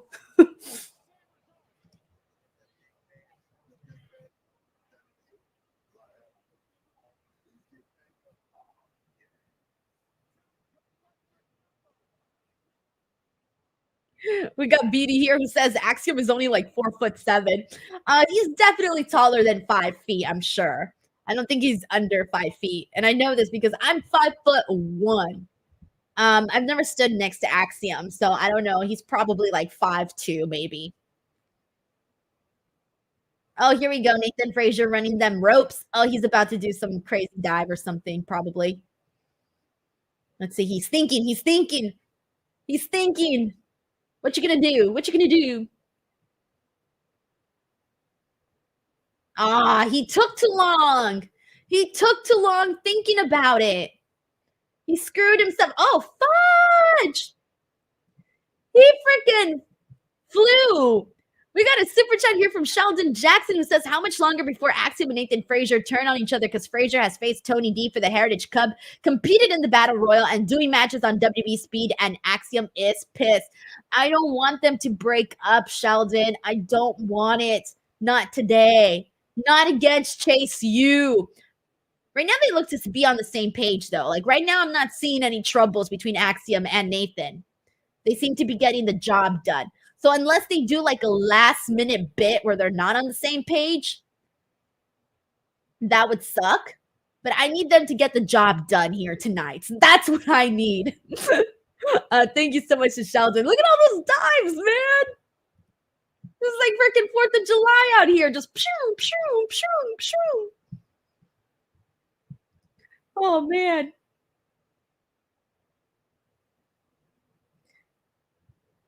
Hulk 076 says, has Duke wrestled Oba yet? I don't think so. Damn, Oba's got a lot of matches he hasn't had yet. Here we go. Oof, oof. Every time he does that, I'm like, how does he do it? I think Hale's like ready to have a heart attack out there. No, Nathan, no. Don't have that look of frustration. Every time someone gets frustrated, it's a sign that they're going to lose. Do not get frustrated. Oh. Oh.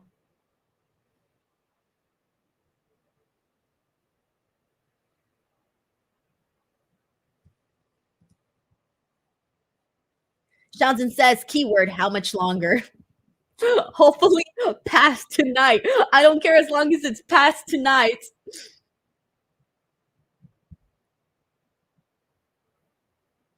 Ah, shit. Oh, okay, good. No, not good. Not good. Oh, okay, good. Sorry. I'm totally rooting against Chase you guys. I kind of like when I don't want someone to win a match because it makes me get more invested in the match. Like when you really want someone to win, you just care a little bit more about the matchup. But when you really don't want someone to win, you also care a little bit more about the matchup. For example, with Ruca and Kelani Jordan, I was like, whoever wins, wins. It's awesome, right? This time I'm like, I really, that's how I feel. Kind of like Carson says, this is a great crowd. Yeah, man, it's really good. I like when NXT gets to go out and get out of the PC. Emmanuel Molina says Duke Hudson is showing off tonight. This is the best he's looked, honestly. Steven says, how dare you, Denise? Watch me. All right, Axiom. Let's see, tag in. All right. They're handling business. Don't mess it up now.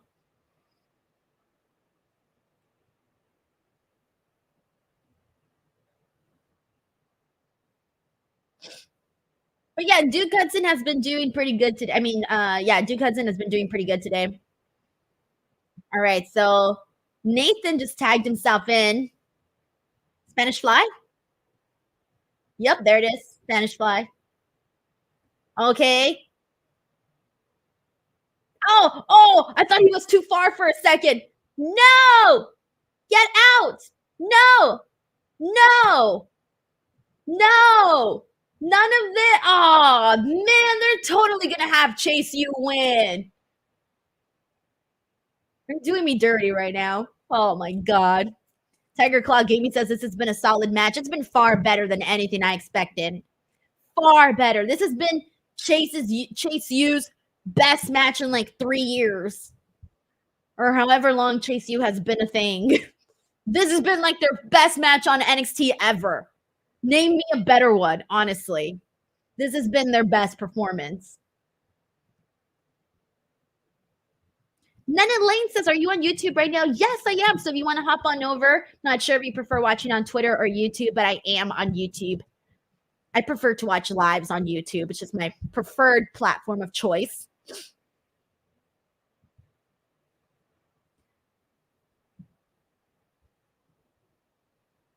And Q Lee also agrees with me saying that this is their best performance for Chase U. Thank you.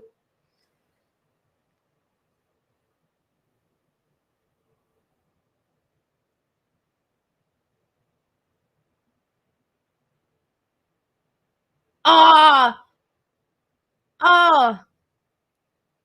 no. No! Why? No! No! No! No! Yeah! Wait, that was a two? That was a two, right? I was already thinking it was over. I was already giving up. Oh, shit. Wait, let me see that again. 1, 2. He kicked out. Oh, shit. That was actually pretty damn good. That was close. That was close. I thought that was it. I was already doom and gloom.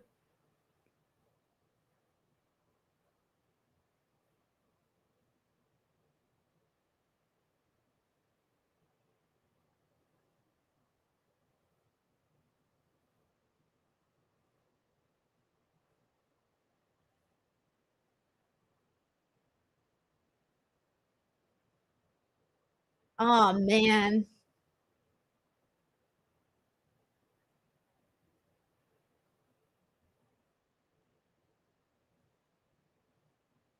Oh, thank God, Nathan Frazer. Y'all had me there. Y'all had me there.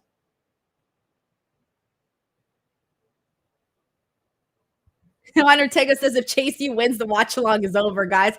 Yeah, I'm gonna be out here with like a sad ass look on my face. I don't know. I'm scared. I'd give it to them. This match has been phenomenal. You know what? For all the shit I say about Chase U, this match has been phenomenal. Okay. Okay. Okay. Damn. Damn. Bro is all over the place. Oh, don't fuck it up right now. Don't fuck it up right now. Oh, it's taking too long. It's taking too long. No. Oh, thank God. That's it, right?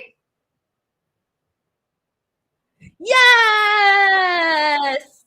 They won! Nathan Frazer and Axiom retain, guys. That's all I asked for. That's all I asked for. That was a good match. The finish, it was fine, but that was a great freaking match. I'm not even gonna lie. Chase U's best match. I like him a little bit more after that. This was fun, though. This was a fun match, everybody. Send in your thoughts. What did you think of this matchup here? That almost that what I thought was a 3 count was nuts too, though.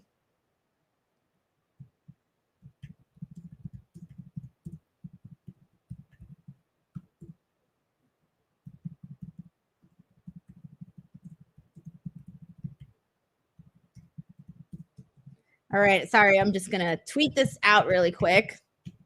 This tag team match exceeded my expectations. Awesome.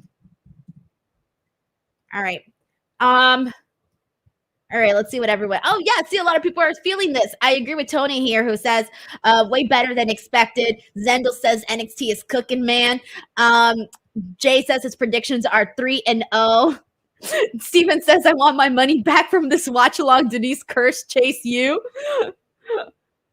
I was I forgot the little U sign. Oh, whatever. I'm done. I'm done. I'm done. I'm done. Devin Holloway says fantastic match. I agree, man. That was really great. Brandon Allen says, I wish that they would do something with Duke. Everybody's putting over this match, by the way. This was really good. This may have been the best match so far. All these matches have been so different. I mean, let's see what Wes Lee's saying. Hold on. What's he saying?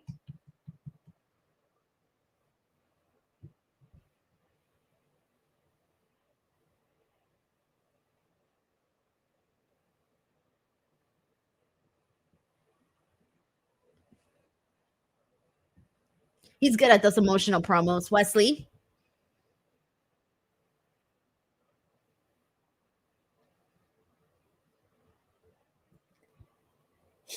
So this pay-per-view has had a little bit of everything. The first match, David versus Goliath type.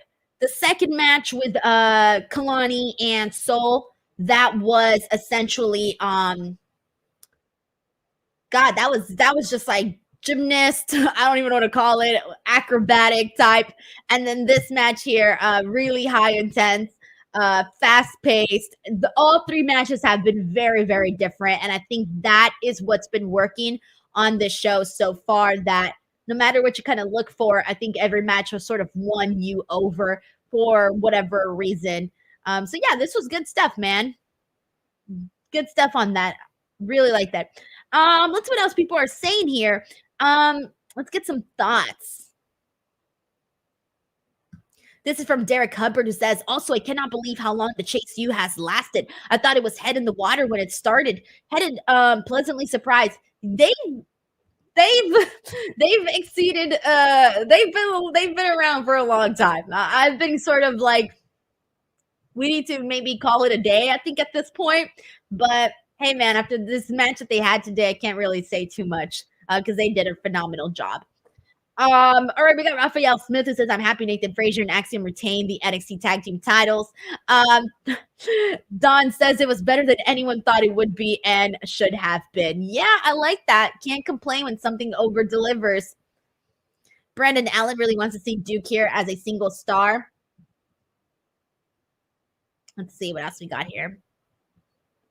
Q Lee says this was the best match so far by a landslide. Sven Big says Chase was an uncredited college. Oh, man. Tiger Claw Gaming says Wes Lee about to lose his smile. He probably already did.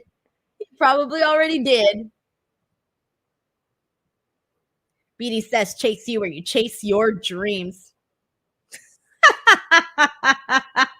Tiger Claw Gaming. Denise trying so hard not to compare Chase you to a cockroach. I'm dead. Oh, it's true. Cockroaches are known to be hard to kill. I feel bad for Chase you. Oh, that's so mean. I'm done. I'm so done.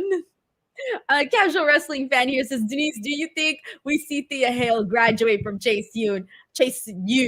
We should, man. She's been there forever. I've said this plenty of times on my post show, but I feel like NXT Chase U, whatever, is I feel like Chase U is holding her back. I really do feel like it's holding her back. I think she should be involved in these other great storylines with so many of the women that they have here on the show. I mean, there's so many other women that don't even have storylines that could be involved with Thea Hale somehow. I thought she did phenomenal in that storyline with JC Jane. So I feel like, yes, please have Thea Hale continue her own ventures on this show. She can always, be alumni of Chase U, but she don't got to go there for so long. How long has Chase U been around, guys? Someone give me the number or the date. Because if you think about it, usually you're at school for 4 years, right? You got 4 years of high school, 4 years of college for the most part. So technically after 4 years, I don't want to see Thea Hale with Chase U anymore. I also agree with this. Q Lee, who says Metaphor is holding back Lash Legend. I also agree with that.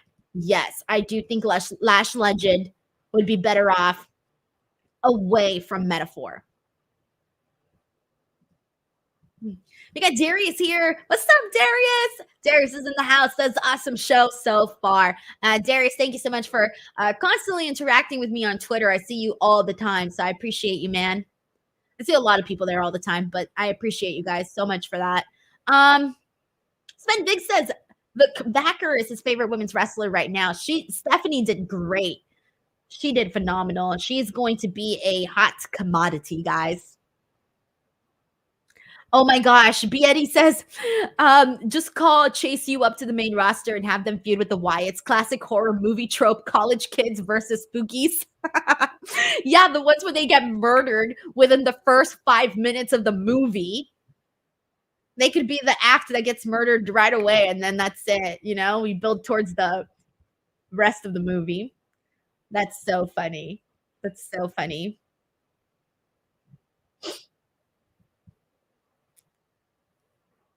All right, so they're doing the Dante Chen promo right now. So while they do this Dante Chen promo, if you are new here, if you just happen to be a first timer here on this watch along, I don't do watch along often. So when I do them, I always have a really good time and people tend to enjoy them. So that's why I did another one here today. So I listen to what the people want here on the channel and people really tend to like these stuff. So hey, I'm here. If you are new to the channel though, and you are into podcast interviews and pretty much all types of content, because I really post a huge variety here on the channel, please subscribe.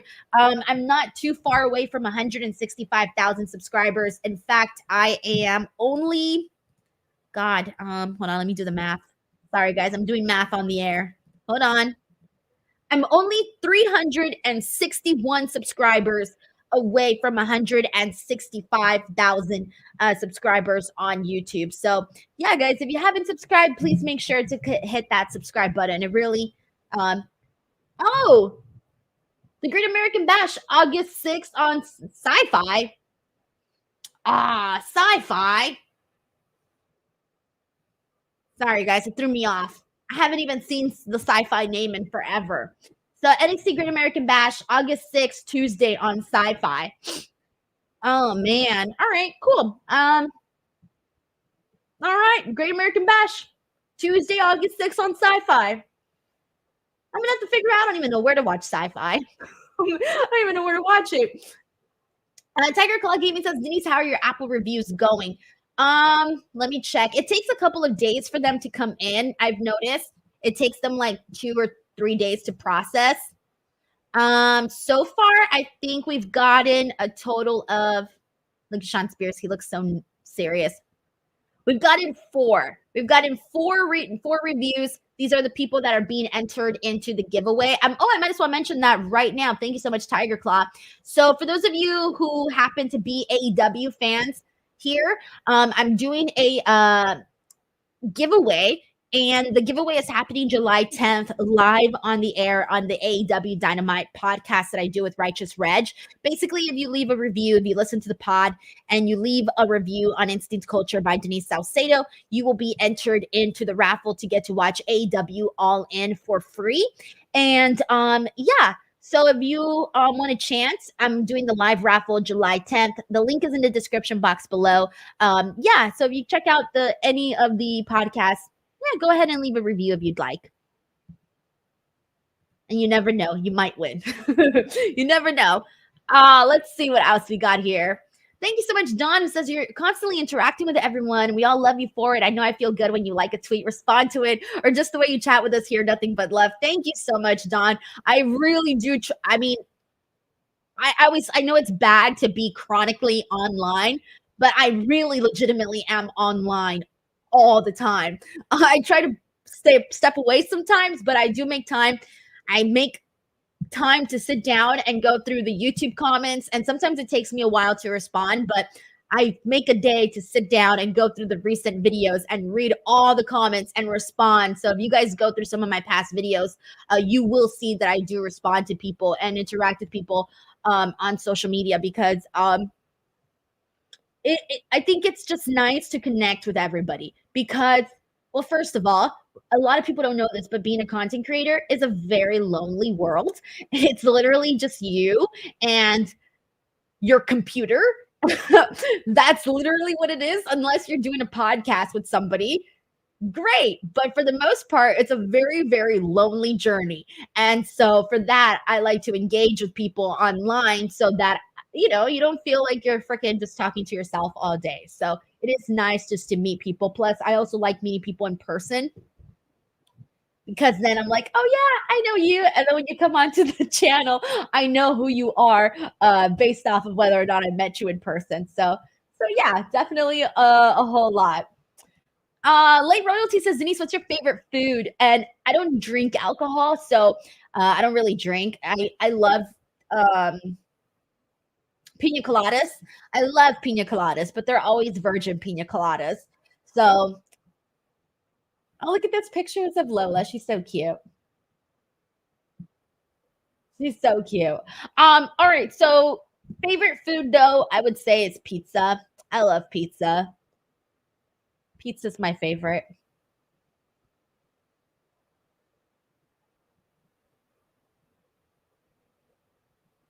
So it's time already, guys. We are getting into Lola Vice and Roxanne Perez. So this show is looking like it's gonna end pretty early. And friendly reminder that after the pay-per-view is over, this is going to turn into a podcast, and I'm gonna have Chinadu, who is my Tuesday NXT co-host, he'll hop on, and we're gonna jump right into the podcast. So for those of you who want to stick around for that, I'm gonna be keeping it all under the same stream. I've never done that before, so we'll see how it turns out. Lola Vice looks so freaking good. Look at her. She's so mad. Why isn't commentary talking? There's no commentary. Usually they're like talking about the women walking down, but I don't hear anything. Oh, that's interesting. All right. Thank you so much to OG, who says, "You're awesome. I just started listening to you on Apple Pods." Hell yeah, man. I was very excited today, by the way, because I'm always checking my chart ratings to see where I'm at. And so shout out to the peeps over in Australia, by the way, because surprisingly, this podcast is doing really good in Australia. So shout out to Australia and anybody who's watching from there. Australia and Canada, y'all got my back out there. Thank you so much. Larice Johnson says Lola Vice has got her game face on. Nick Blue says Roxanne's got inspired all white HBK gear. You're right. But bum. I don't know. Do we think Lola Vice is winning? I've gone back and forth on this a million times. At the end, I ended up sticking with Roxanne Perez. She's my official prediction, Roxanne. But that can always change.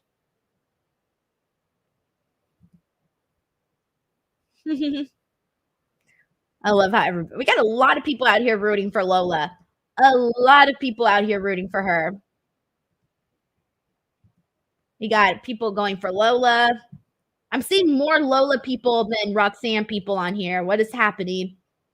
Because I'm thinking it's Roxanne, guys. Tremaine says, "Let the best woman win." Yeah, Cheryl says she looks so badass in the back, but now she's coming to the ring. She has the biggest smile and she's dancing. It's the crowd, it's the energy. She's gonna feed off of that. Plus, I think she's kind of the baby face in this, right? I mean, she was crying on Tuesday. How can she not be the baby face in this? Roxanne did not give a damn about anything that Lola Vice had said.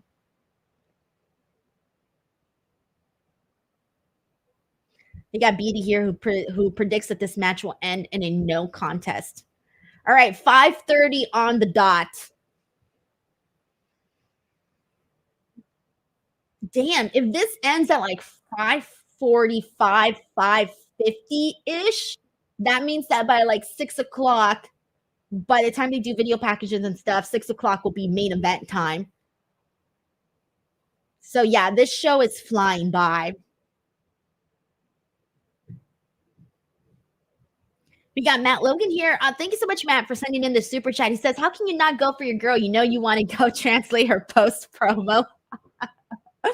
I'm telling you, I don't know. I'm sticking with Roxanne only for the sake of I hope that they keep this story going a lot longer. That's the only reason why I think that they can do a bit more here. At first, I was going for Lola. I was seriously going for Lola, but I got persuaded when Chinaji broke down that, hey, maybe they can do a lot more with this story. So I started thinking, all right, that's something I would like to see. So then I kind of switched and went with Roxanne. So now I'm still sticking with Roxanne, but I did go back and forth on this feud a whole lot. Thank you so much to Matt Logan. I appreciate you for that super chat, man. John Harris says West Coast time is amazing, and he's watching from Virginia. I love West Coast time, guys. It's 5:30 right now. It's lovely. 5:30, and there's only this match and one more match. We got Brandon here who says, "Denise, you're a very kind person. I know I have spammed you with tweets and posts in the past, but I appreciate all the times you responded to my posts." Dude, thank you so much, man. And I don't mind being spammed on social media. As long as it's nothing bad, of course, but you're not posting anything bad. So I really do appreciate that. Thank you so much.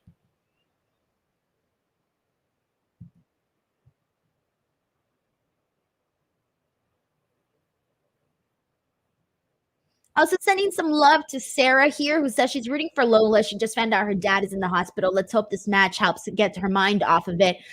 Sarah, I'm really sorry to hear that, but also hoping for the best there. I don't know what's going on, but sending you some love, and hopefully this match does distract you, even if it's just for a few minutes, Oh, knees.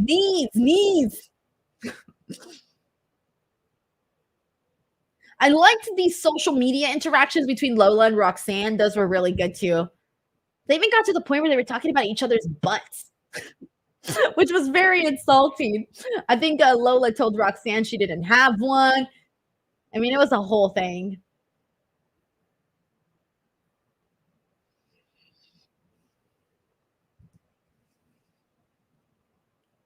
Nice.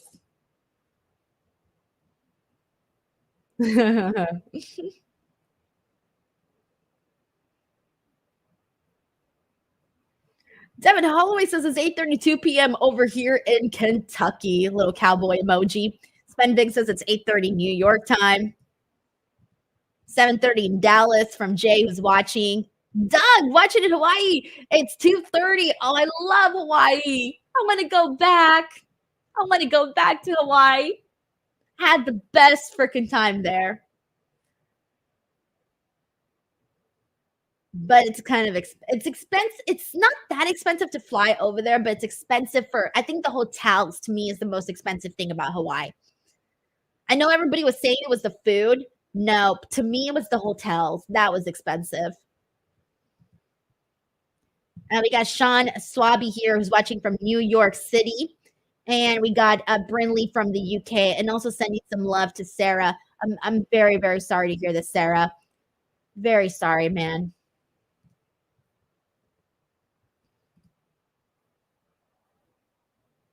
We got Raphael Smith here who's watching from Alabama.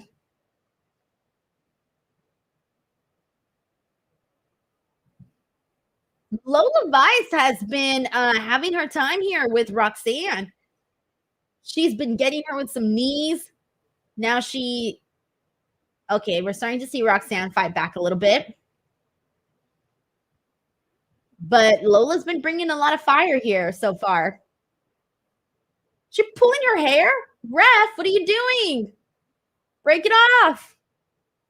She's going for bro. This referee is just letting Roxanne pull the hell out of Lola's hair. And let me tell you, I'd rather get punched in the face than have someone pull my hair. There's nothing worse than getting your hair pulled. It hurts so bad. I would legitimately rather get punched. We got Terrence Johnson here who says, I have a question. Do you think breaking up the Shield 2014 was the right move? Only because of everything that's happened for all of their careers afterwards, I'll say yes. Because of everything that Roman Reigns went on to do, Seth Rollins, John Moxley, and at some point it had to happen, right? Terrence Johnson, thank you so much for the super chat. I appreciate you. Doug Noguchi, I agree with you. Everything is expensive.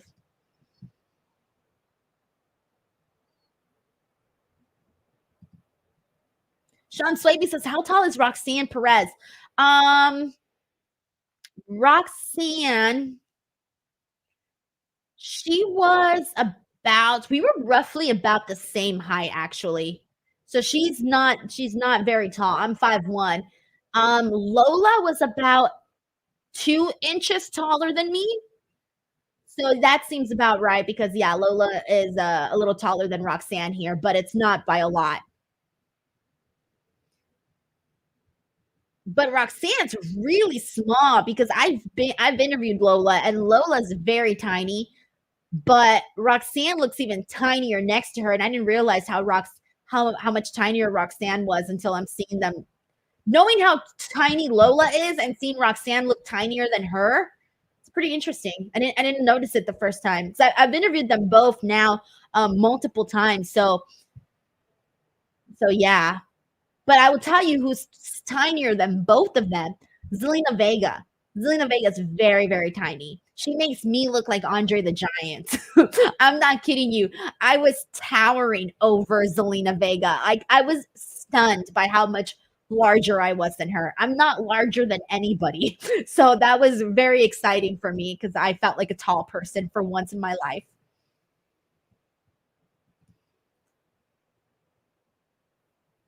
I like that this match has been aggressive between both ladies. They've been fighting here, and I like that. Oof, no, she's too close to the ropes. She's super close to the ropes. Dude, what is the ref? Why is the referee just like, what is going on with this ref, guys? He's not like making any decisions. Oh, that must have hurt. Oh God, that's like when you hurt your elbow. There's nothing worse than that. Ugh. Oh, that's gonna cost Lola right there. That hurt right arm. Because now Roxanne is really going after that. Oof. I agree with Sven Big, who says, damn, this is a good match. This has been good. Yeah, very good. Then Elaine says, Denise, I'm 4'11. I'm a short woman too. Let's go. That's why I wear big ass shoes. You guys should see some of the shoes I wear. I try, and you will never see me in flats. Never. I hate the way I feel in flats. I always have at least a little heel. Oh,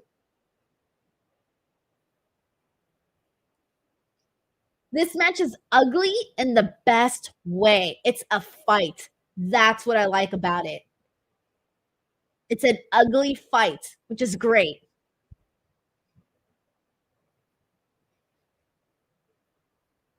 Oh, she's really going after that wrist, which is smart of Roxanne. Oh my god. And we know that Lola likes to do her spinning back fist. So that's gonna oof.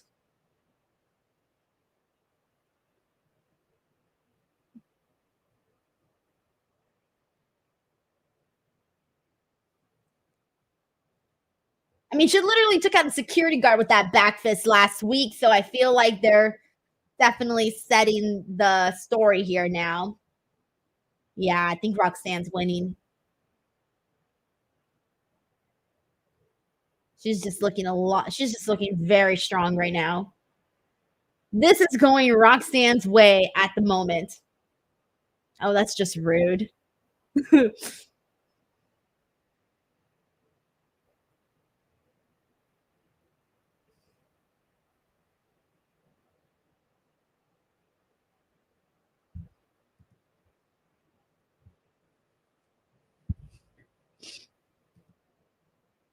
Oh, did she get it?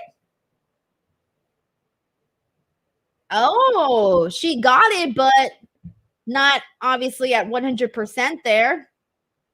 Still enough to knock Roxanne the hell outside of the ring.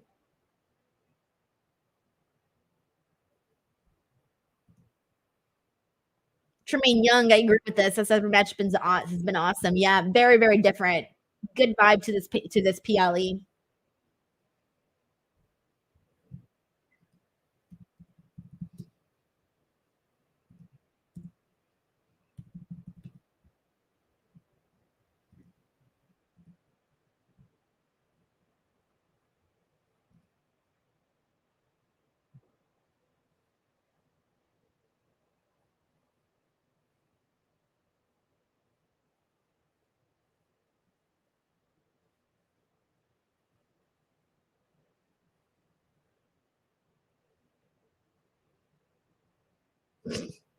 Roxanne does not let go. She does not stop.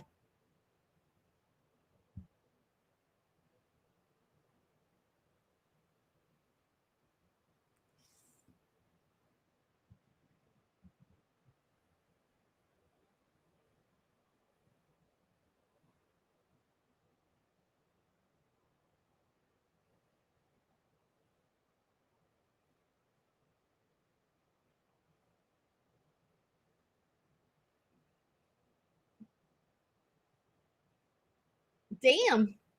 She still got her feet.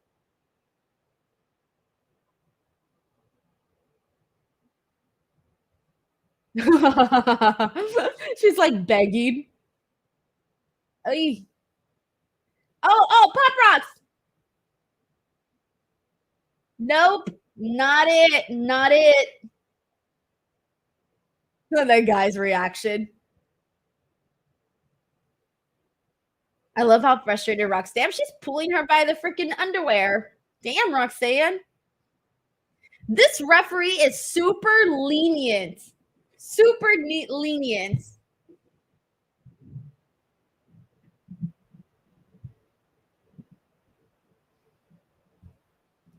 I agree with Darius here, who says this is a very physical match. Yeah, I feel you, man. I feel you.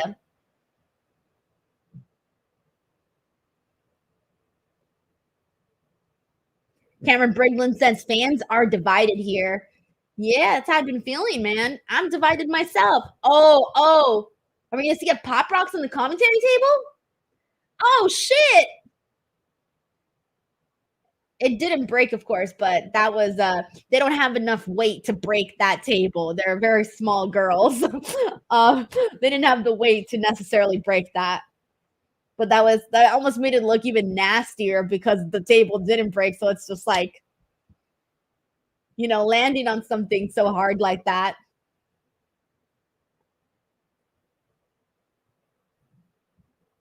Damn, Lola. Oh my God, girl. Oh shit, I think she might tap here. I mean, she's close to the ropes, but not that close. She can make it. She can make it. She can make it. Yeah, she's got to make it. She's close enough. Unless she pulls her. Oh. Oh my God, a third Pop Rocks? Wait. Oh, she was going for a fourth one. Oh shit, she's pissed now. Oh, fourth Pop Rocks. Oh my God. Oh my God. Even though it was a little clunky at the end, it kind of made it even a little bit better because she was so pissed. And at that point, she just kind of dragged her. That was a really good match. Dude, NXT is freaking kicking it out of the park today. Dude, all of these matches so far have hit. There hasn't been one match that hasn't hit just yet. That Fatal 4-Way main event needs to deliver because if it doesn't, it would literally be the one not great match because every match is delivering so far here tonight.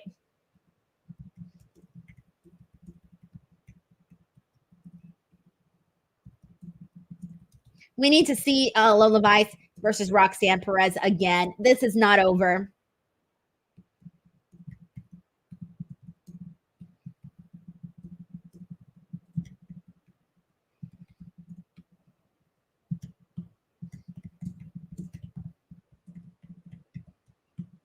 All right. So, and just as I said, it's 5:45 now. So that went like a little bit of that went about like 15 or so minutes. So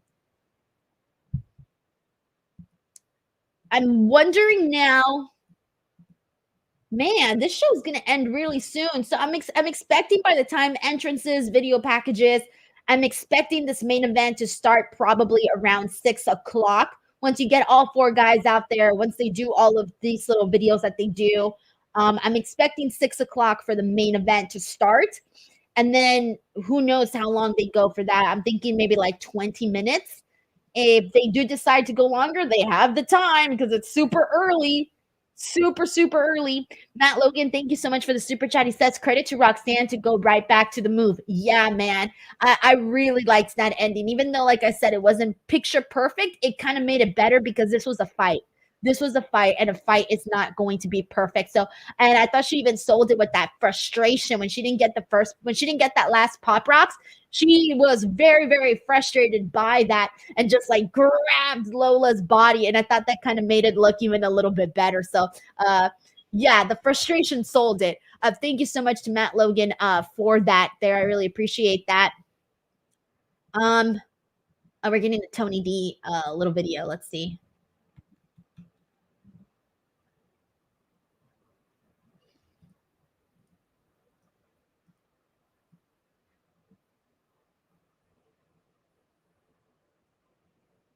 Shout out to the Resident Evil AMC who's here in the house. We got Daquan here who says Roxanne Perez earned that. Brandon says that was an awesome match. Let's see what else we got here. Tremaine Young, that was an awesome match. Joseph Boza says he's predicting Julia at Great American Bash. We got young JNYC who says great match. Let's see. Let's see, good stuff here. Spend Big says, yeah, I agree. Physical match. Perez took over at the end. It's like a shucky duck duck. Nice shucky ducky quack quack moment. Oh man. Lay Royalty says it was a good match that makes Roxanne's finisher looks weak. She needs to make Pop Rocks a signature and create a new finisher. She hasn't necessarily won all her matches with the Pop Rocks. I feel like there's been a few that she hasn't won with the Pop Rocks. If she didn't win with there was a couple matches where she won via submission. That's what it was. It's either the Pop Rocks or submission where we've seen Roxanne Perez get those victories. All right, so let's go ahead and see what else we got here. Nick Blue says the sun may be out on the West Coast. It still is right now. It's a full-on sunny day. I can see it from here. I can see the beautiful sky. It's a lovely, let's see, it's a lovely 82 degrees at the moment with shiny, bright skies. All right, there goes my career as a meteorologist. It ain't going to happen. I can't do meteorology. All right, let's see what else we got here. We got some people saying, oh, I wanted Lola to win, but I think that was such a good match. Is this the same video they played last time for Brooks Jensen, or is this going to be a different one? Nah, this is the same one. I've seen it already. All right. Mike Parker sends in a super chat saying they went out of their way to protect Lola in the loss, so I'd expect her to stay in the picture. Right. I mean, 4 Pop Rocks. 4 Pop Rocks. They are definitely protecting Lola for sure. Definitely protecting her. Joseph Boza says Denise may have a live Sunday night when she's done. I'm not. I'm going to get a head start on things that I have to do tomorrow. If tonight ends early, then that means I can start on tomorrow's day and maybe sleep in an extra hour tomorrow. I'd rather get an extra hour of sleep tomorrow and get stuff started on today because I need to get that video done, guys. That video that's dropping tomorrow isn't done yet, so that needs to be done. I just need like the last little bits to edit, but I'll finish that at some point today. If not, I'm going to have to wake up super early to get that done. And I don't want to wake up early tomorrow, guys. I don't want to wake up early. All right. Oh, let's see what people are saying. Oh, thank you, Tracy. I forgot about the Olympic Games. It's on Sci-Fi because of the Olympic Games. Yep, that makes sense. Have that started already? Did they already start the Olympics? Is that starting already? I've been so out of the loop on that. So out of the loop. Thank you so much to Forever Young Zoe. Sent in a super chat saying, how'd you learn how to podcast? What camera mic do you use? So I went to school for broadcast journalism. And I learned a lot through there because they kind of teach you a lot of everything, but you don't necessarily need to go to school to do podcasting. So what I use is StreamYard for streaming. And I use my regular webcam for my podcast, but I use different gear for when I use more advanced gear when I'm actually shooting on location, when I'm doing like interviews and stuff on location. Then I use my better camera, of course, for that type of stuff.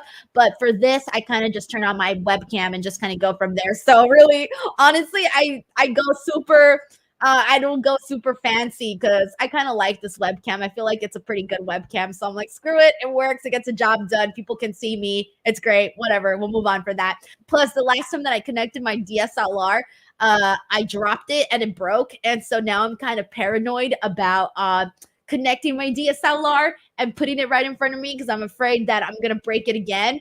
So part of me has like PTSD and doesn't want to do that. But it would look better if I put my DSLR. So usually you can just connect your DSLR to your computer and have like a nicer image, or you can just use whatever webcam is off of your computer, or you can buy a webcam. You can do all those types of different options. And then microphone. This is, what is it called? This is called Electro Voice R320. And this was actually sent to me by F4W. So I didn't pay for this. They sent it to me as part of my job with them. So thankfully, because prior to that, I kind of had like a crappy microphone. So thanks to them sending me this whole getup, they're the reasons why I have a decent microphone. So thank you so much to Forever Young Zoe. I hope that kind of answered your question. I know that there's a lot more that I could probably go off on, but I mean, I could probably do a whole entire show on just podcasting alone and a whole different show on YouTube stuff. So there's a lot. There's a lot. Forever Young Zoe, thank you so much for the super chat, man. All right, we got Forever Young Zoe sent in another one. Says, thank you. How did you like AfterBuzz TV? For what it was at the time, it was okay. But I'm just a firm believer now in that you should never work for free for other people. And I worked for free for a very long time, like everybody else did at AfterBuzz, and it was okay for getting a little start somewhere. But I think now that I've grown and I've learned, I feel like I would never work for free with anybody ever again, even if it was like year one of my career. And so I feel like you're better off starting your own YouTube channel at 0 subscribers and doing videos than working for somebody else and working for free. So that's just my personal opinion on that. And thank you so much for asking that. I appreciate that. Alrighty, and we are getting into the Fatal 4-Way. 6 minutes till 6 o'clock. I'm assuming the match will start around 6 o'clock. Alrighty. Oh, this is cute. Dominic Carranza says, Denise forgot to mention last night, my 3-year-old nephew, Torben, says hi. Oh, hi, Torben. That's such a cute name, too. I love that. Let me know what it means, if it means anything. I would love to know if it does. All right. In the meantime, guys, while we wait for this 4-way to start, whether you're having a 2-way, a 3-way, or a 4-way, hell, whatever you do, make sure you're using Blue Chew code Denise. Are you jobbing now in bed? Do you have dreams of main eventing in the sack? Well, have no fear. Blue Chew is here to help you become the champ. Soon you'll make your babyface comeback and get the finish. Blue Chew is the place to go for chewable versions of sildenafil, tadalafil, vardenafil. These ingredients help men achieve stronger, harder, and longer lasting erections for sexual activity. Woo! The chewable tablets help fight off all forms of ED, which can include performance anxiety and maintaining an erection long enough for sex. A Blue Chew subscription includes a free online consultation, 24/7 medical support, a prescription for chewable sildenafil, tadalafil, vardenafil, if approved, and discreet delivery straight to your door every month, all from the comfort of your own home at affordable prices. No more in-person doctor visits, no more waiting for appointments, and best of all, no more awkwardness. So, what are you waiting for? Head on over to the description box of this video and click on the link and make sure to use the promo code Denise. Alrighty, everyone, and I'm back here. Also, we found out what Torben means from Dominic Carranza here, who says Torben means Thunder Bear or Thor's Bear for anyone who's curious. I love that, man. I love when you can get a very nice, unique name. I love when I hear a good, unique name, especially one that has a meaning to it. Alrighty, and Brandon Bean says Blue Chew will definitely be used in 2025 when Raw is on Netflix. Good stuff, man. Good stuff. I love Blue Chew. I thank them so much for supporting this channel, helping fund this channel. And of course, I'll have spread the word of Blue Chew. They're sponsoring my SummerSlam series once again. Daily videos going up, guys. In case you missed it, here's a really nice graphic that I spent some money on, so that's why I show it often. A shout out to my good friend Hiban Huerta, who does graphic design, and he made this beautiful graphic for me. So shout out to Hiban. Anyways, daily videos recapping each and every single SummerSlam going up all month long here on the channel. This might be the death of me, guys. After this, I might be done. I might retire. I might be done. I might be retired. Call it a day. If you guys don't see me after July 31st making content on here, that's because I was fried from all of the SummerSlam content, man. All right, here we go. Entrances are starting. So this match is starting a little after 6 because it's not going to take them 2 minutes to do 4 entrances. So give it like maybe another, I don't know, 5-7 minutes, depending on how fast these guys walk to the ring. But usually they like to take their time. You know, everybody gets to take their time for their entrances. like a minute, like breather. Oh, he's really taking his time for his entrance. All right, this is going to be like at least 5 minutes of entrances right now.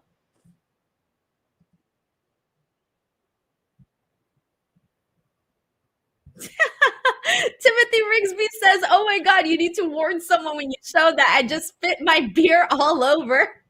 I sometimes forget that there are people that have not seen the Blue Chew read because I play it 4 times a month here on the channel. And I kind of switch it up. Sometimes you see it on the NXT post show, sometimes the Dynamite post show, sometimes SmackDown, sometimes Collision, sometimes the pay per view. I did it yesterday for the Watchalong, and I did it again today. So I kind of switch it up so that people don't get like I don't know, sick of it. So it's only 4 times a month that it gets shown here. So I forget that sometimes people are seeing it for the very first time. In my mind, because I've seen it a million times, I kind of forget. So thank you so much, Timothy Rigsby. I like that Blue Chew video gets people.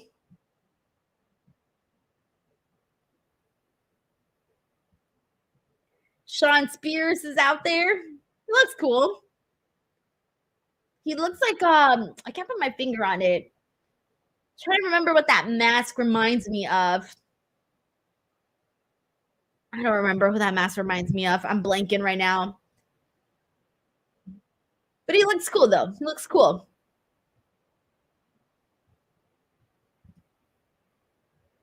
All right, everyone, who's your pick on this? Let's start sending in some names. Who do we got here? I'm going with Trick Williams retaining. However, I do think there's a chance that we can see Ethan Page pin one of the other guys. I'm not if Trick Williams loses, there's no way he's getting pinned. I think he'd pin someone else. If Ethan Page wins, I'm expecting him to pin somebody else. So yeah, Trick Williams to retain. If not, Ethan Page. That's the only way that I can see this going. All right, let's see what people are saying. Armand says they're going for Shawn Spears. Jay says Trick Williams. Jose says Ethan Page. Sven Vic says Domin. Oh wait, sorry. Cameron says Shawn Spears. Andre says Ethan Page. Brindley, Trick Williams. Emily here with Ethan Page. Devin says Spears looking like a 2K created player. Larice Johnson says Ethan Page. Well, we got a lot of Ethan Page people here. Also, Nick Blue says Ethan Page. Stan Boone, Ethan Page. Wow, a lot of you guys are going for Ethan Page. Interesting. Hulk sticking with Trick Williams. Raphael sticking with Trick Williams. Tremaine sticking with Trick Williams. And everyone's also mentioning that he kind of looks like Case Jones from Teenage Mutant Ninja Turtles. Jared, Trick Williams. Nick Grasso says Trick retains. We got another one here for Ethan Page. Trick. Darius, you're the only person going for the young OG, Javon Evans. If Javon Evans were to win here tonight, everybody would be like, what the F? What are you talking about? It would be crazy.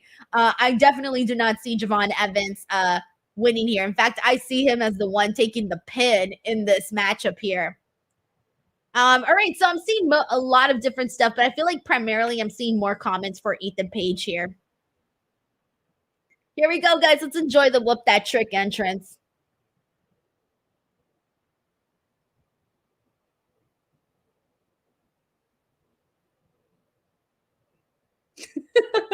Yeah, I like it. Freaking Booker.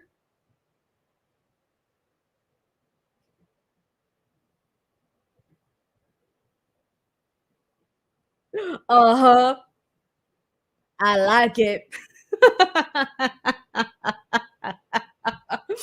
Oh man, I love the Booker T part of the Trick Williams song. And it's funny because you know that it kind of just happened naturally and it just stuck. And now I can't listen to the Trick Williams song without adding Booker T's portion of it to it. Whoop that trick. Richard Martinez out here rooting for Trick Williams. Shelton Mysterio predicts that Shawn Spears takes the pin. Getting a lot of whoop that trick comments.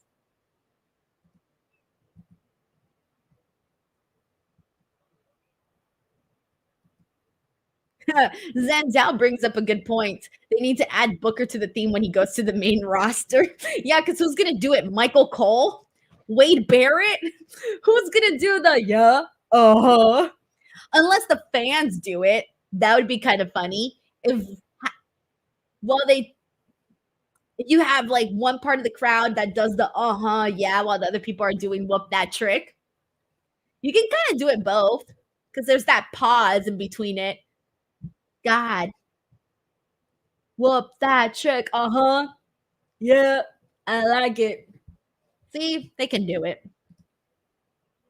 James Irving says, I can't stand Booker T during Trick's entrance. Sorry, Denise. Hey, don't apologize to me, man. I like it. It's funny. I like to do it. I have a good time with it. Also, just a friendly reminder to everybody that I'm trying something new today. And after this show is over, this watch along is turning into a review. I will be joined by my co host, Chinadu, and we'll be breaking down the pay per view and sharing our thoughts and talking about the matches and what went down and where we're headed with the storyline. So, yeah, so if you guys are into podcasts and things like that, this will turn into a podcast after the show is over once Chinadu hops on. So I'm trying something new, never done this before. So we'll see how it works out and if it's better than me creating two separate streams. Because that's what I did yesterday. I created a watch along stream and a podcast stream. And, it's a little, it's a little harder to get people to go from one to another one. So I'm just sticking with the same exact stream. Yeah, James Irving's right. Pat McAfee would do it. I could see Pat McAfee doing it.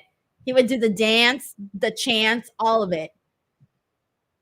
But then he'd have to go on the brand that Pat McAfee's on just so that he could do the intro. All right, here we go. 6:05. All right. So this match started 5 minutes after I was anticipating for it to start. I think there's a chance the show ends by 6:30. Wild.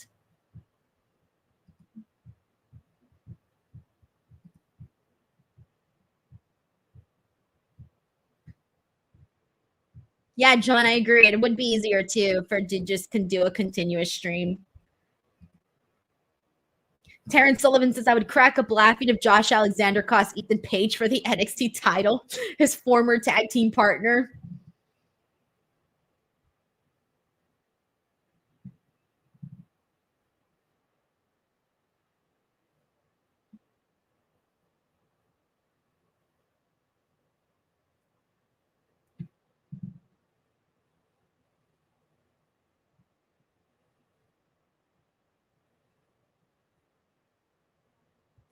Shelton Mysterio reminds us that Javon Evans is only 20 years old.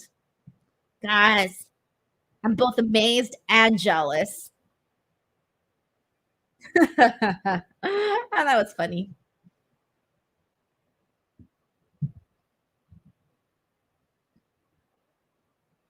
Darius says, please not starting at 8 anymore. I'm still so used to the 5 o'clock start times, but you're right. It is kind of nice to be done pretty early.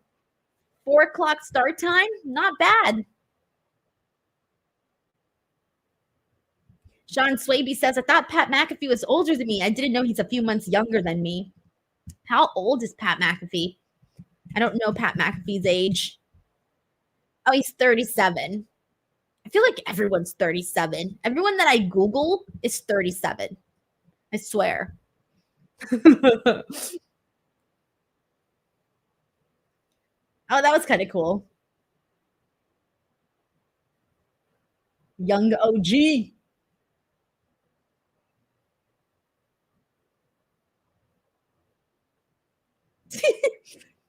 Booker T's like, whoa. And the move hasn't even happened yet. He's already whoaing before the move even happened. That was funny.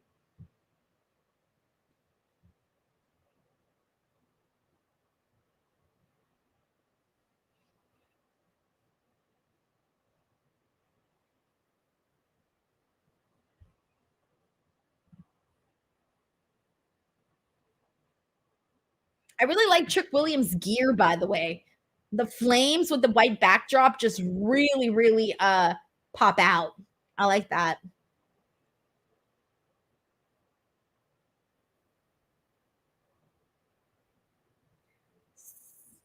All right, let's see this exchange with him and Shawn Spears. Why does he got a chair? It's legal? Oh, I didn't know that. Good to know. The white chair is throwing me off though, because usually they use the silver chairs, and the white chair reminds me of the party chairs. A silver chair reminds me of pro wrestling. A white chair reminds me of a party chair. The white chair threw me off.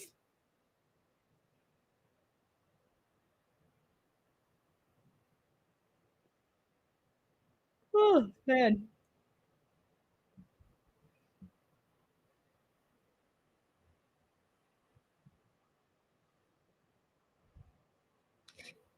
You know, we don't really get two chants anymore. I feel like before we would always do the two. Unless I'm not hearing the crowd well, they're not hitting the twos anymore.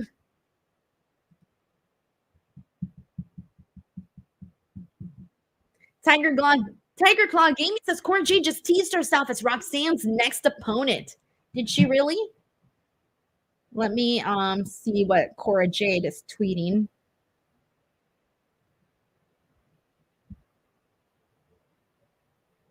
Okay, 12 minutes ago, Cora Jade tweeted, I was told an ACL injury heals in 6 to 9 months. That was January. Ah, okay. So she literally just tweeted this.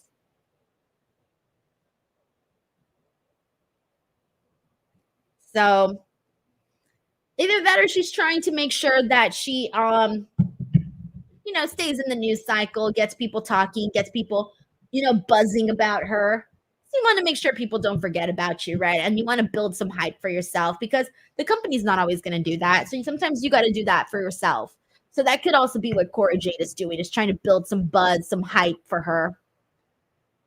Oh my God, there's a person with a sign that says best seats ever. I mean, they do got pretty damn good seats, but I love the acknowledgement of the seats.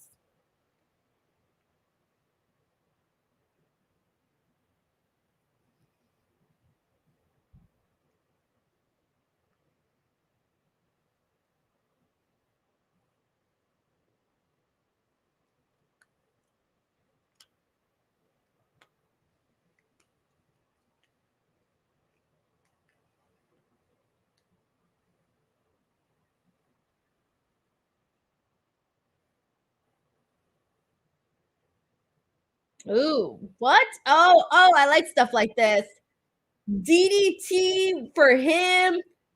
Oh my gosh, everyone got a different little bit there.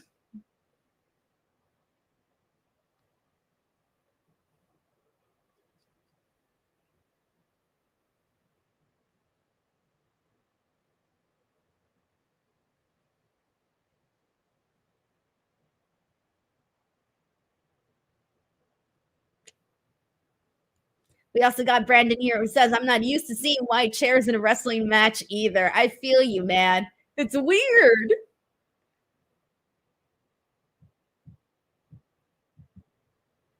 Punch, punch, punch.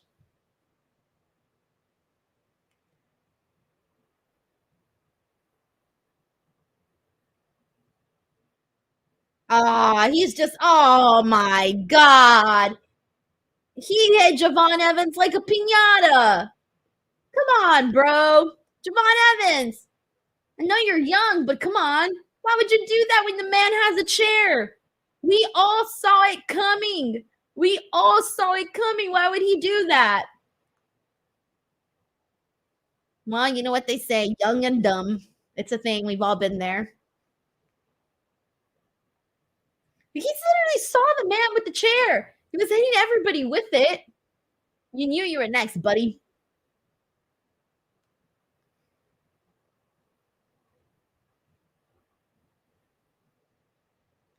Somebody else needs to take advantage of that chair. If Shawn Spears is just going to go around hitting everybody with it,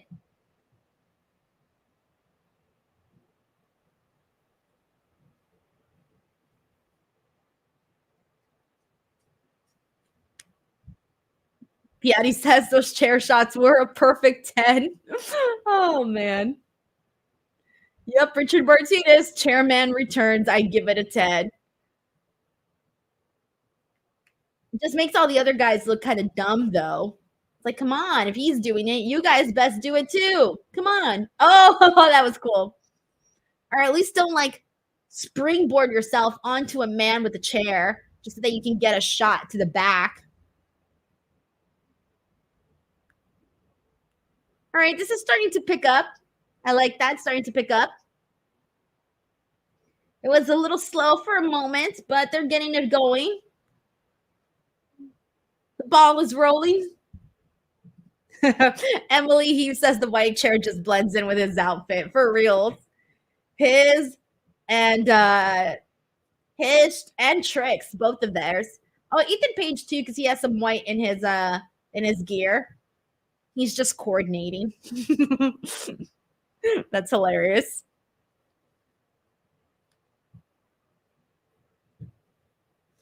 Oh, we missed it. They didn't show us that. All right, now I'm assuming the commentary table is definitely going to break.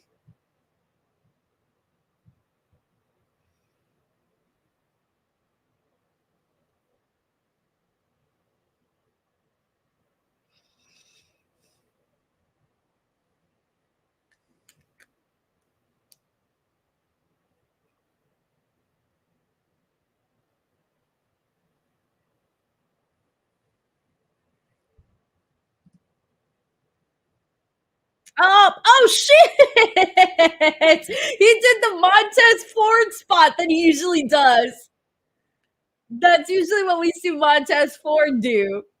That looks pretty cool. Very, very cool. I hope they show us a different camera angle because I like the other camera angle that they normally use for Montez. This camera angle, this is the camera angle I like. Yeah, I still remember when Montez did that for the first time, and I was like, oh shit, out of nowhere. Especially that always comes out. Like, you never expect it. It really is out of nowhere.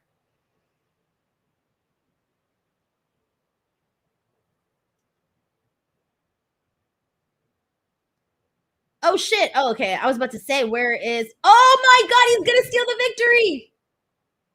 Oh, because, okay. I literally thought he was just about to steal the victory because that was what I thought might happen was if he wins, he's going to pinch upon Evans or somebody else having stolen the victory and Trick Williams is, nowhere near in sight.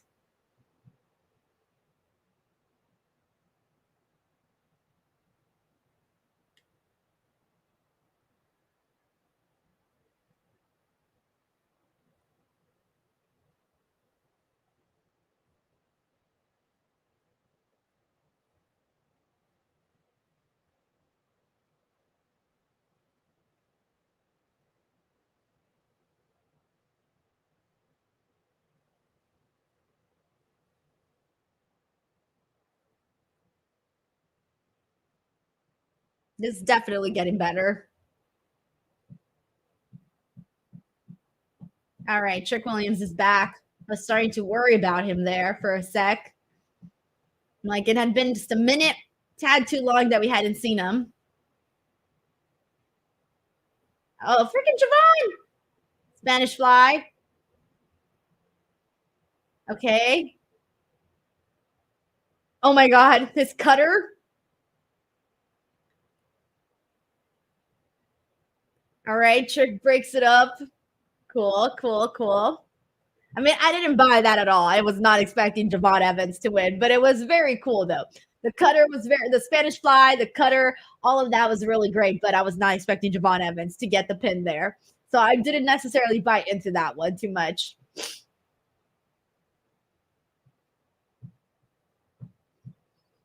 But damn, he's like a slinky. He gets so much freaking height in the air. Like, how do you get so much height? I mean, that's an incredible thing to be able to do, to just know how to get that much height. It's like he's wrestling with an invisible trampoline.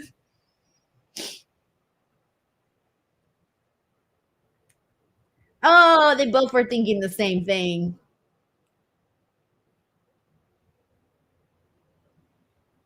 This is definitely picking up so much better.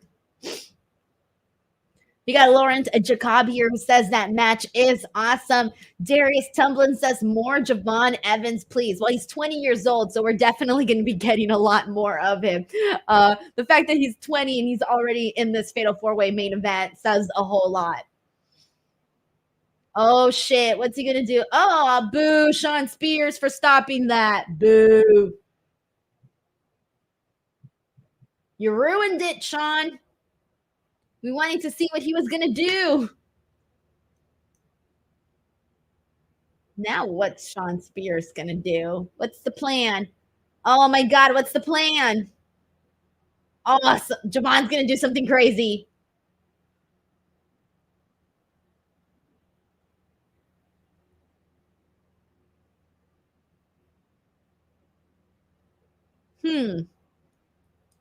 What's the thought process here? Oh, my God. What's the thought process here? I'm getting nervous. Oh, okay. Oh, I thought they were going to go a different direction here. When I saw him look back at the commentary table, oh, shit, nice. Dude, that zoom in shot, I'm like, is anyone near? Who's going to break up that freaking count? They're really trying to change my mind thinking that Javon Evans might win. I mean, I'm not gonna, but they're trying to sell it to me. Oh, no! He's just a kid! Trick! He's just a kid! He's got a family! Dude! That landing was brutal. It was like on his side and on the edge of the commentary table. At first, I thought he was going to go back first, but he went side first into that. Yeah, he went side first into that commentary table. All right, so Javon's out of this match, guys. He's not coming back after that. Now, Trick Williams is getting too distracted here. Bro, you got another guy in here still. Do not get distracted.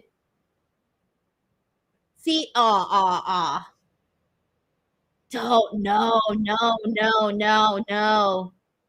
no. Where's Ethan Page?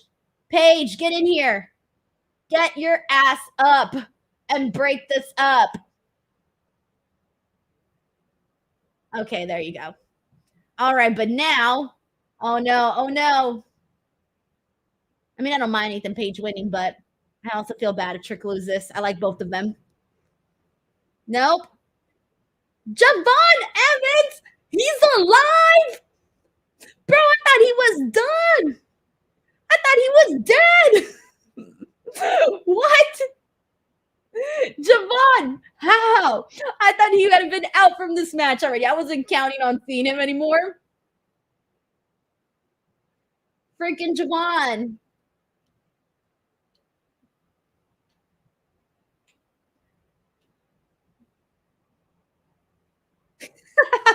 Ethan Page is so pissed.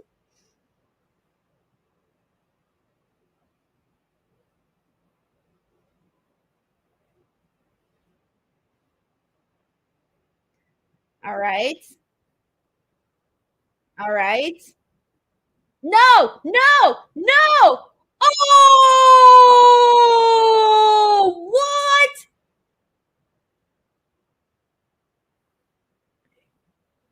He got robbed. He got gypped. Oh my God. Brand new champion, Ethan Page. Look at that guy's face.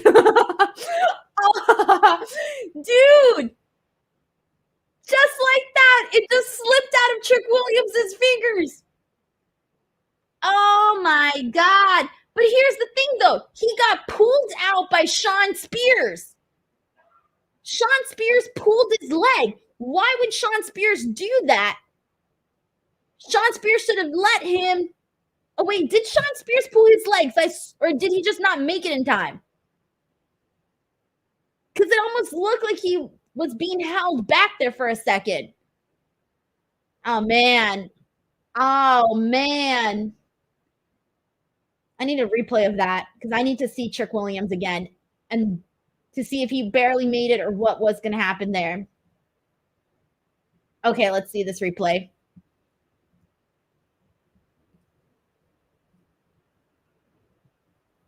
Javon Evans, by the way, needs to get some love here because he freaking killed it in this match.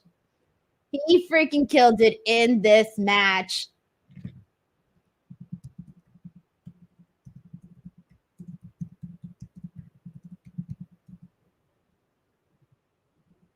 Okay, I need to re-see this ending right now.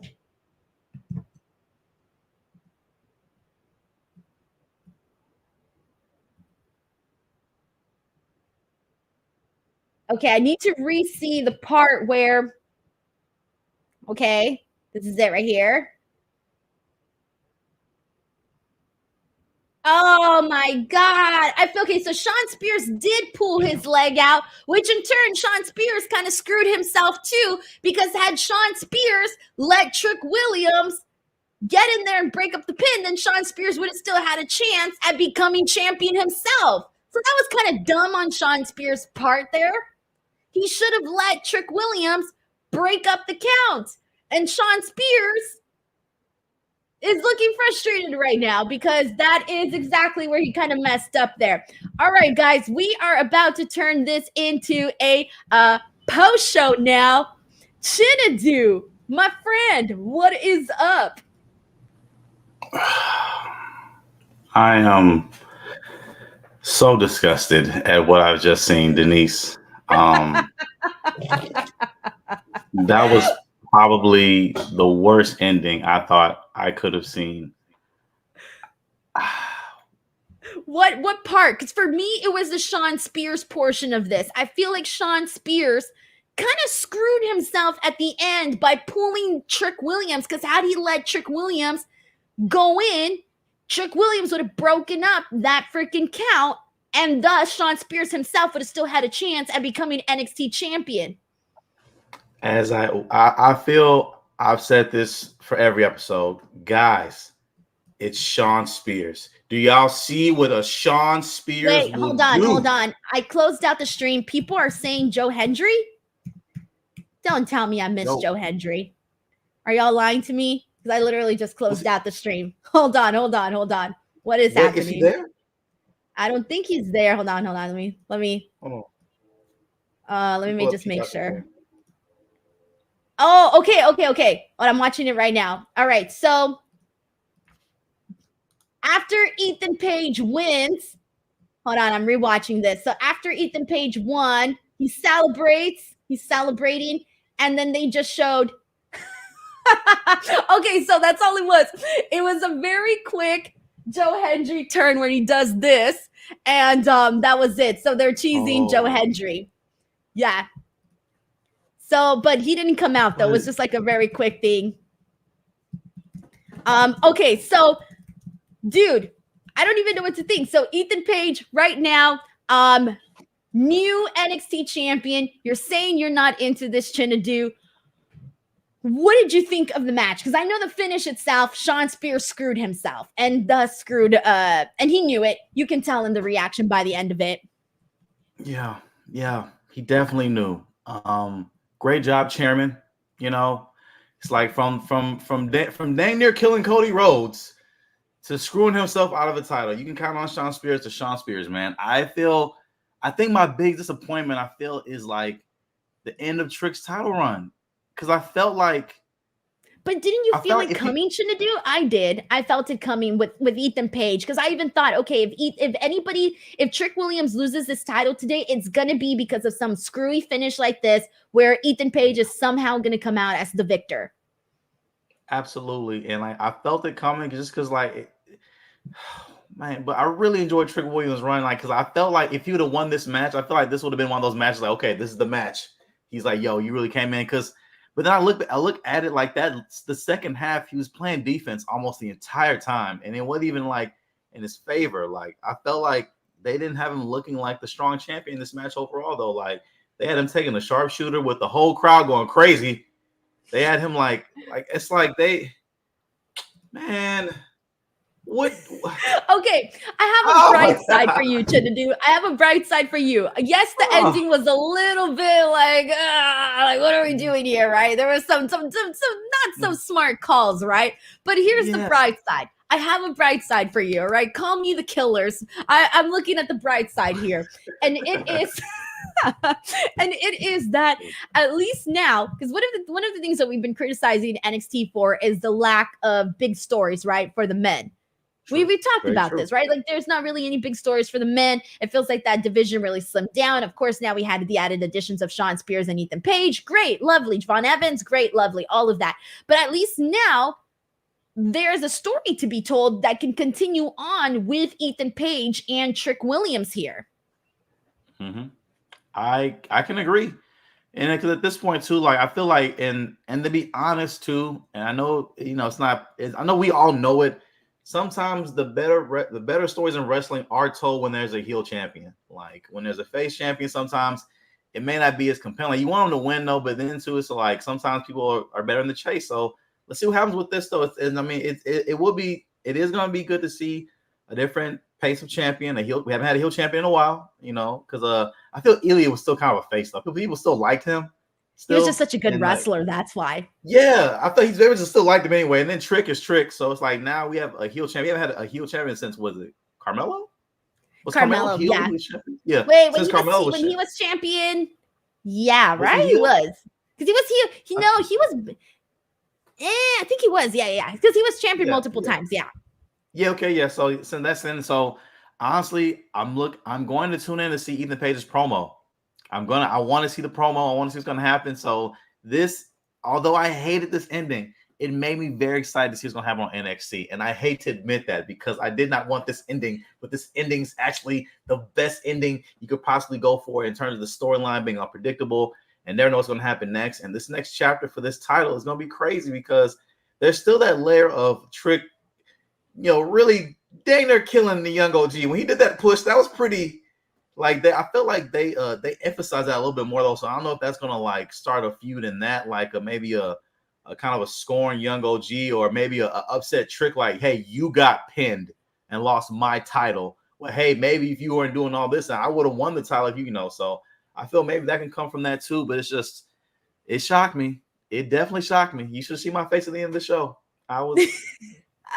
You were like, what the hell did I just see at this very moment? But okay, I will say this though. I mean, you mentioned the whole thing with Javon Evans and Trick Williams. On top of that, he practically nearly killed the man by putting him through that commentary table and just shoving him right into it. Like that was nuts.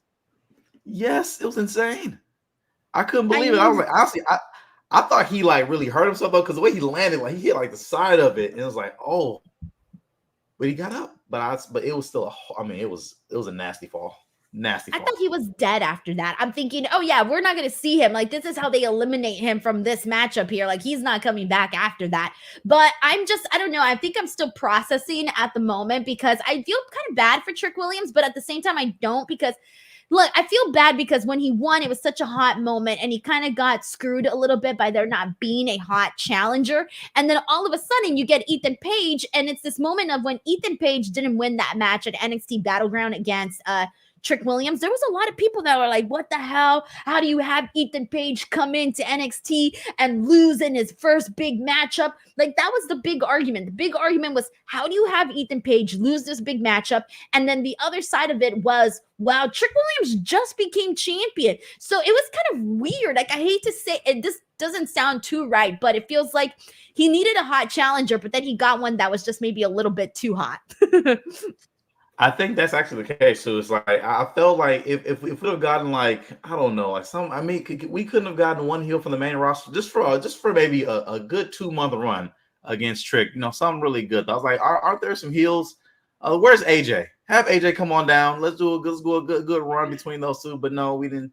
And I agree. You said like when he became champion, there weren't no challenges like that. At first, they were teasing Noam Dar to kind of let you know where the pool was with this kind of challenger field though. But I do feel Ethan's he's a great wrestler, strong promo.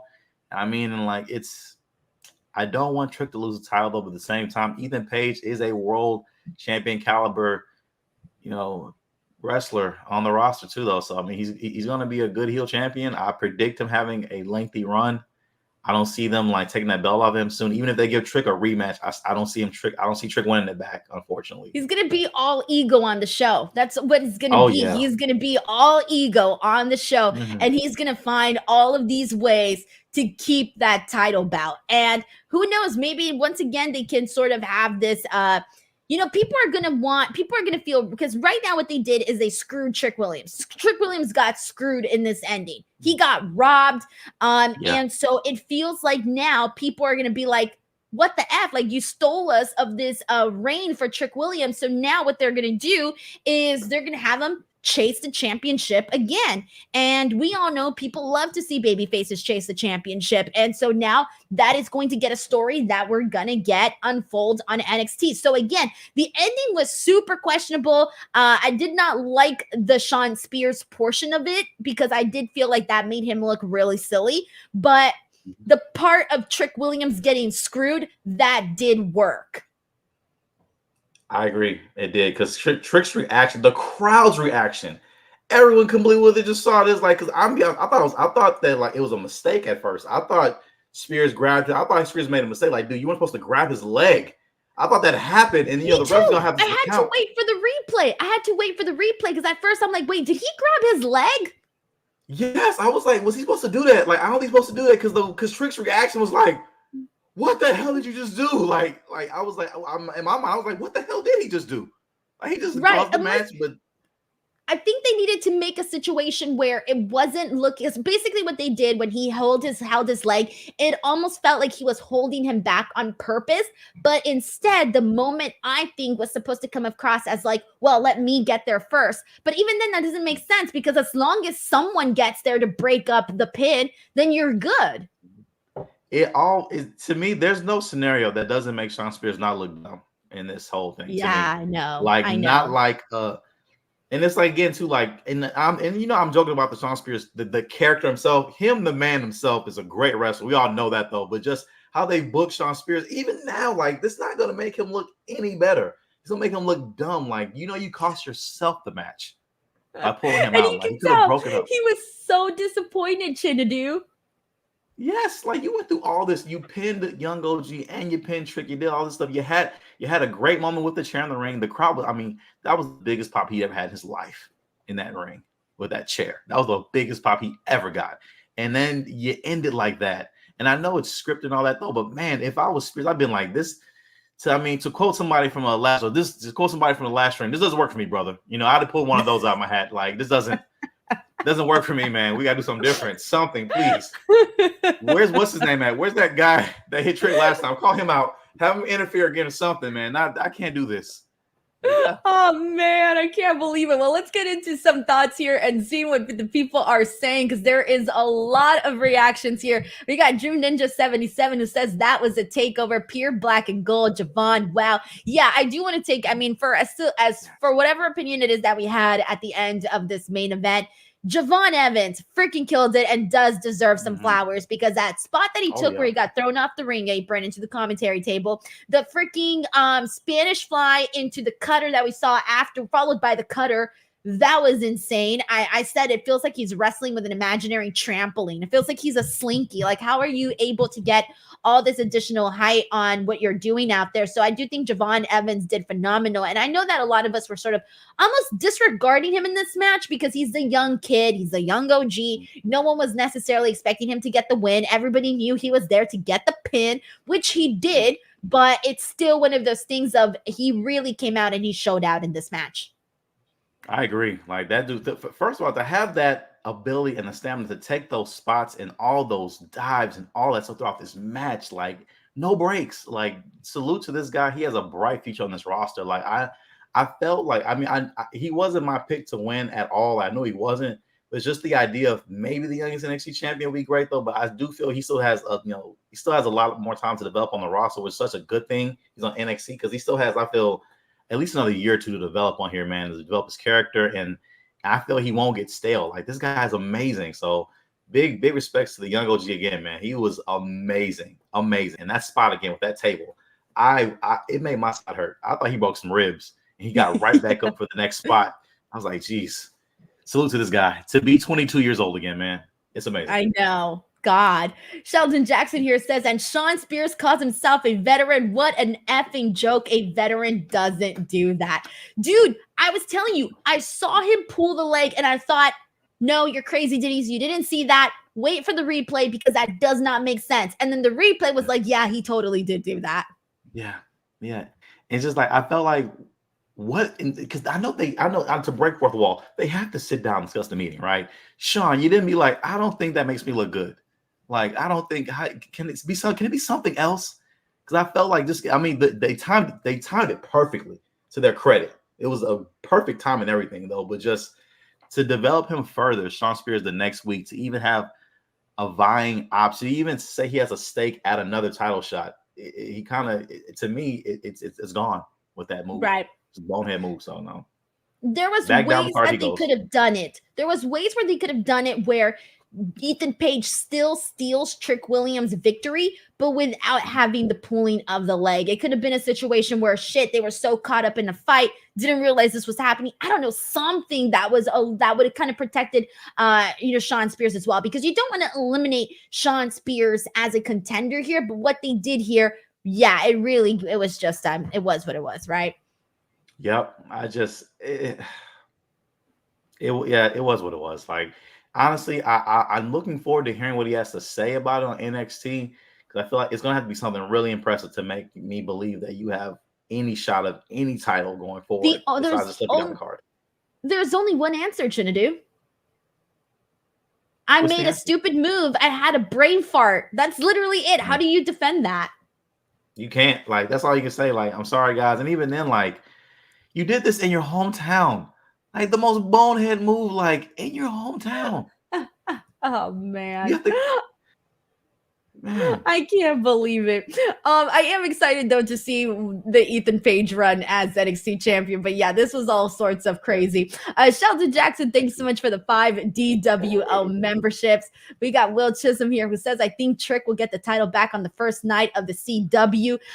Yeah, that could be a thing. That could be a great way to kick off the show and like have it be like this happy moment of like, oh my God, he made it back. And now we're going into the CW era with Trick Williams on top. That could be a scenario that plays out. That could be good. Actually, when do they move to CW again?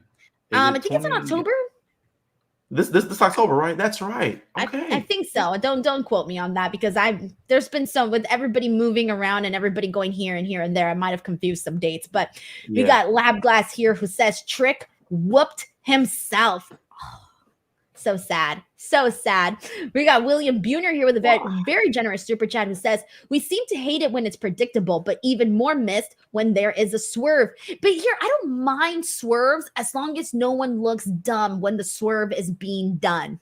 Does that make sense? Perfect sense. I feel the same way. Like, as long as it's not a bonehead swerve move, because like Trick, I mean, you just have to look at Shawn like, why would you do that, Shawn? Why? For all of us involved. Like, I'm sorry. I just can't, because like I had to sit back because I watch it on Peacock on my phone. I had to stop it and hit that little 10-second button to go back and forth. Like, I didn't see what I just saw. There's no way I just saw this. And I did. So here's the thing. Here's what they could try to do to save this, or at least try to save it. A situation where all of a sudden they're like, oh, Ethan Page and Shawn Spears were kind of, I don't know, that doesn't make sense. I was going to say they could be working together, and now there's a guarantee. Now all of a sudden because Shawn Spears could come out and be like, oh, because of me, you're champion, and I want a match. I don't know. I'm trying to come up with something to do. And even then, because I see that happening, but even in the other part of you, but like, but why wouldn't you go for it yourself? Like, the whole point of it is that we're competitors. Why would you like willingly sacrifice yourself for possibly a title shot later? Because for all you know, he could be like, I lied, guys. I'm the champion. Get back in the line. It just doesn't. After all that hell. That's why I told you guys, like, Shawn Spears, there was no way Shawn Spears was going to be a credible player in this. When he pinned Trick, I was like, there's no way. And then look at this. Back down the card you go, Shawn Spears. And in real life, I know he's a great guy. I believe he's married to one of the Iconics. I love them too. I'm the great family, all that stuff. But Shawn Spears, the character, like, they did not do him any favors with this ending. We got Jay Stone here who says Heatwave clears Money in the Bank, 5 straight pop rocks to take down Lola. Says a lot about how they feel about her. Also, it's time to call him main event Javon. He's ready. He's the guy to usher in the CW era. Well, I definitely feel we're going to be seeing a whole lot more of Javon Evans. There's a lot that can be done with him, so much, and he's just getting started. He's just getting started, and I think that's like the beauty of it all. And we need people like this on the show, especially for the men. I cannot clarify this enough. Absolutely. You are completely right. We got Broadway Joe here who says, I liked the ending. Trick essentially won the match, knocked everyone out. Spears didn't see Eagle land on top of Javon, so that makes sense. They flashed Joe Hendry at the end, so need to heal as a champ. All right. Did it look like Shawn Spears did not see that was happening inside the ring? That could be the thing that saves him. I didn't see it. He was blinded. I don't know. From my angle. But it's like, but even still, it's like, why would you still pull him out though? It's like you hear this and you pulled him out anyway. You heard that. So it's like, I feel like you heard one. I think he heard at least one in the things. I watched it. I heard one and you pulled him. There's no way he didn't see that. Because even if he couldn't see Ethan Page on top of Javon, he could at least see, because Trick Williams wasn't blocking the referee. The referee was at least in sight. So you knew that there was a count happening. Or you hear it at least, like you said. Yeah, you heard it. Like, Shawn, there's no way this doesn't make you look dumb, man. Like, there's no way the IWC, I believe is what it's called, isn't going to be like, yo, Shawn Spears is a dumbass. Why would you do that? Like, there's no way. I can't just say that. Man. Like, and it's not even him find personally. A way to save him after this. I don't know what they're gonna do, man. Like, he can't go to the like North American title picture. He's gonna have some kind of, like, I don't know, maybe an offshoot feud. I don't know what you do with Shawn Spears now after something like this, because it's not like there aren't other people who can be in the title picture. So I just don't know. But Broadway Joe, thanks for the super chat, man. You're the best, man. Thanks, you guys. Boom. We got John Black here, says, Denise, you are looking fresh after this long weekend of content. I can't wait for tomorrow night's Raw. Thank you so much. It's been a busy last couple of days. I don't even know. I feel like this whole weekend just like completely flew by. It's just been nonstop. But I'm happy you're here, and thank you so much for that super chat. We got Retro Mintman who says, I now have slight hope for Lexis King. Do we now? Yes. Thank you, man. I like Lexis King too. I truly do think that there's hope for him. I know he definitely cooled off a lot since he got there. So, but I feel he's just one good feud away from being right back up in there. I feel so, and I feel this could be the time. Like, throw him in there as a red herring. Like, hey guys, I heard, I heard there's a title picture here, man. Throw me in here. He don't have to win it, but have him go in there, have him show, have a good showing in a match, maybe a triple threat, something like that, and boost them up. But I do like Lexis King. I like the entrance. I like the whole thing. I do. I just don't know why, but I do. We got Tunde Aid here who says, my Nigerian brother, Chinadu Oba Femi, is the bomb. Let's talk about that match, because first of all, the thing that I loved most about NXT here today was the fact that every single match was so freaking different. And we kicked off the night with Oba Femi versus Wes Lee. And this was cool, man, because this was exactly the David versus Goliath match that I was expecting for them to have. And for them to kick it off like this, They set the tone for the night, but it was so cool because there were so many moments. Because you had Wes Lee, who's a lot smaller than Oba Femi, I think that they were able to do a lot of these really fun moves in this match, where you can see the size being an issue, the size difference being an issue, but also being a pro in this matchup. And there were a couple of moments that, even though I knew Oba Femi was going to retain here, I bought in for a couple of these moments with Wes Lee where I thought, damn. And I think that's what they got me. They got me in this match, and they also got me in the tag team match, where there were several moments in both of those matches where I thought, oh my God, the titles are going to change hands. I wholeheartedly agree. And I got to say, first of all, Tunde, my bro. I must say, my Nigerian bro, how are you now? Good to see you. Oba Femi as well, my Nigerian bro. Everything you said, Denise, the David versus Goliath, that was a a perfect match. I felt they did everything the exact way. Even though I do like Wes, I wanted Oba to retain because I feel Oba deserves a very Gunther-like run with this title. Maybe not a full 2 years though, but a very lengthy run. Excuse me, to elevate the title. He's a great champion. He can fight heavyweight style. He can go with a light heavyweight. We just seen him tonight. He can do it all. This guy's a star. Keep the belt on him. I feel Wes was amazing in defeat. Very amazing in defeat. I feel he had nothing to be ashamed of. The crowd loved the match. All the spots were phenomenal. And I feel, me personally, that this is the time to elevate Wes to the world title picture with Lexus King. I know he is not going to win it, but at least let him have a little bit of showing in it to kind of show, hey, I can be here too. I can exist here too, because I feel like there's room to elevate these guys now in that scene. At least one or two matches, something like that, I feel, in my opinion. And same thing with the tag match. That was an amazing tag match. We both know we're not big Chase U people. It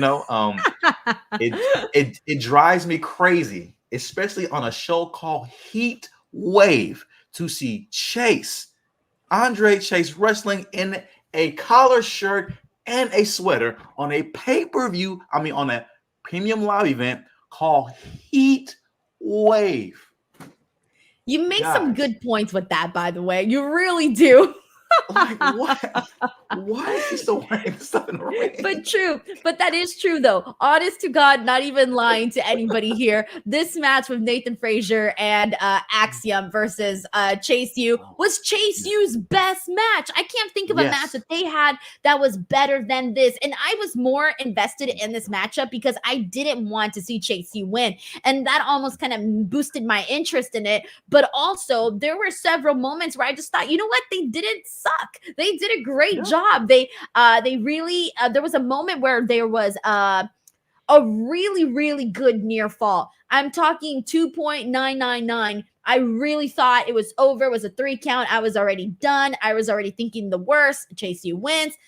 I was already practically in post-depression mode, but no, it wasn't. And that part really, really sold me, but I really thought that they did a hell of a performance. Like, I got to give Chase U credit. I know I'm not the biggest fan either of Chase U. It feels like the team has been around for so long. It's past its expiration date, but they really did put on a hell of a performance here tonight. And they kept the show going. Like, there wasn't one bad match on this show. A questionable ending for the main event, but not a bad match at all, and at all throughout any of the show.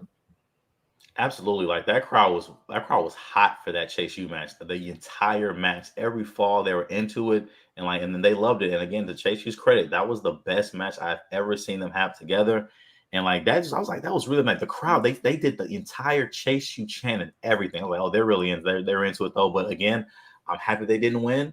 I remember them as champions, that was a thing. It doesn't need to be a thing again. Let's keep those titles going. Like, I do like the storyline of what I'm seeing between Axiom and Frazer, kind of descent, kind of back and forth though. So I want to see where that goes, what that leads to. But overall, I'm happy it was a great match, but I'm very happy that Chase U did not win. Nothing against them again though, but it's just that they don't need the tag team titles. No. They don't. I feel you. Yeah, can you imagine this is if Chase U gets called up to the main roster? Could you see that happening? Chase U on the main roster? As a comedy act, though. As a comedy act, there's definitely a place for them on the main roster. But it's not, but I can already, but the problem is that I don't find Chase U funny. And if you're going to be a comedy act, you clearly got to be funny. Yeah, and a comedy act too. There's a reason why Otis and Akira Tozawa, why they work, because they're actually funny. And that's what you need to do. So if you're going to only be this type of performer, or at least that's what we're seeing as of right now, and that's all we've seen, then at least it has to be entertaining. I agree. And to be honest, so I'm looking at everyone in there, like, do they want to be comedy acts for the rest of their WWE run? Like, I wonder if they're cool with that, if they would be cool with that. The comedy act to me is like fine to a certain extent for certain people. For certain people, that there's only, I guess, maybe a certain level that they're going to get to. But I actually think what brings them down is the entire concept of Chase U. That's the part that I think works against them. Because you can be funny, you can be silly, you can be all of that, and you can have a great career, right? And people will always want to see you. But again, you got to make sure you're delivering on that end. If not, then it's just not going to work. And I think that the Chase U character itself, or the whole group, is not really something that's set up to be all that funny, even though it's mainly just like cheesy. That's what it is. It's just cheesy. I can agree. It is too. Because in this watch at one point, like I was into it, and I think that was the JC Jane storyline with Tia Hell and all that. So, but I think that was like my teeny bop CW side that just like grew up with those kind of storylines and things like that. That kind of drew me into it though, because this is still a show that's geared toward the more it's the developmental. So I'm more. You give that thing more time to flush out whatever. So I was into it though. I like the characters and all that. But now again, it's still going on. It's just But see, that feud that you were into was specifically between JC Jane and Thea Hale. And they did a great job with that story. But that was like, they were the meat of it. They were the stars. They were the featured people in that story. It was JC and Thea. It was a friendship that ended up not working out. You were heartbroken for Thea. You weren't necessarily invested in the entire group. Wow. Dang. I'm that makes you huh? wow. Call me Drew McIntyre. I'm just a hater now. But I'm drinking that haterade. Like that was a for real pipe bomb, because I really I really like Chase U in that storyline. But now that you say it, you explain it. It's kind of like when on the episode of Big Bang Theory, when what's name explained to the guys how Indiana Jones played no real role in that movie, and they think about it like and just ruined it. And I'm looking back like Chase U really had no role in me being interested in that storyline whatsoever. It was all JC and Thea. They freaking killed it. They freaking killed it, JC and Thea. I loved that story that they were telling. So with that being said, this match itself, best match for Chase U. Glad that Nathan and Axiom Frazer did not break up, because I was worried. I was like, I'm not done. I'm not done. I want them to still remain a team. Yes.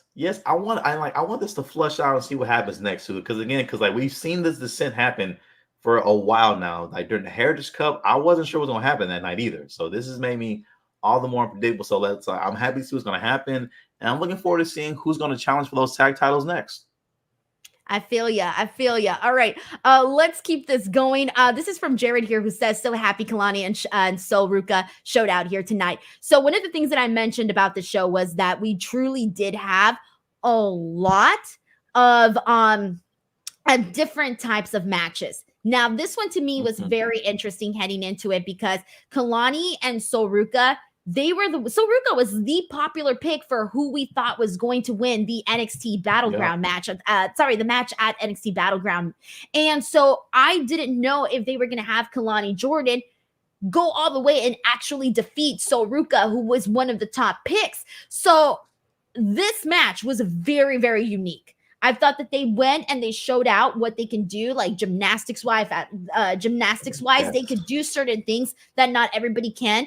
And a lot of it is you can really telegraph a lot of what you think is going to be happening next in a match. And I feel like this time they kind of did different things in order to sort of just make it different. This match felt unique. It wasn't like, I'm not going to go out here and be like, oh my God, this was the most perfect match ever, but it was different. And it got my hopes up for what it's going to look like once they're more seasoned performers. Because I'm thinking if they can do all of what they did right now in this matchup, then who the hell knows what they're going to do moving forward. I can wholeheartedly agree with you, Denise. So this was, I felt, a perfect showing of a face versus face. How like the crowd didn't turn against anybody, because they maintained, because no one went heel. I felt in terms of like maybe heelish things, I felt like they were doing what they felt they had to do to win, which I feel is also in the realms of just being a competitor. There's nothing wrong with that at all. If you want to get an advantage, someone's injured, you focus on the injury. Hey, that it is what it is. That's part of the game. I feel that's something bad about that, but they had a great showing. I wasn't sure who was going to turn heel or not if it happened, but it still didn't happen at all. Great showing, great athleticism from these ladies. I was just blown away overall, and I look forward to seeing what happens next, especially if we go down the line and we see a heel Kelani, because I see a great heel in her, to me, and I do hope maybe one day that does come out. It's hidden in there, but I actually thought Sol Ruca was going to turn on her for a second. That moment when they were celebrating, I thought that there was a good chance that it was actually going to be Sol Ruca. And that wasn't the person that I really? was expecting. I know we had talked about it, like who would be the person that would turn heel. I was also thinking, okay, if I can picture any one of them being a heel, it would probably be Kelani. However, so Ruca in that moment, I'm like, okay, are they really just gonna be like best friends? But it was kind of nice though. Like I did like that they stuck to it. And one of the things that I had been thinking about while watching this was, okay, we do have a lot of females on the roster that are heels. You don't want, so many of them. You got to have your baby faces on there. And that's what they did. That's exactly what they did. They kept them both baby faces. And now we're moving on. I wonder who's next for Kelani. Well, that's a very good point, Denise. How many faces are there in the women's division right now? Because Wow. think of They do all of have a the lot of girls that are heels. heels. Roxanne, Yeah. Fallon Henley, I feel Lola's a heel Lola anyway. Vice. She's Yeah, she's yeah. still a heel. Yeah, she's still a heel. Lola Vice, JC Wow. Jane, she's one of the top ones, I think, too. So there's a lot Yeah. of heels. That's what I'm saying. Yeah. Yeah. Lash isn't necessarily a face herself either. She was they were presented as heels for a while. So, man, that's a good point. Wow. Yes. Yeah, you're right. I think so. I mean, I'm happy they both say face though, but later down that line, Kalani heel turn. I feel it. I can see it though. Like the cute little like braids like that are gonna be gone. We're gonna see nasty, just curls, just just good, looking good out here, just heelish. I see it. That vision though of Kelani, she's got to let her hair down though. She's got to get crazy. She's got to get wild. Hey, it can happen. I feel you. Yeah. Yes. All right, let's see what else we got here. We got delayed grats. It says maybe Shawn Spears was showing that AEW solidarity in helping Ethan Page, or they had a secret agreement to work together. It just doesn't make sense. Yeah, so that's something that I had kind of thrown out there. Like, I don't know, you're working together, but it doesn't make sense either, because why would you go through hell to then screw yourself? Like, you were in this match with all the other guys in there, so why wouldn't you be the one to win? I mean, I don't know. I don't know what excuse they're going to give.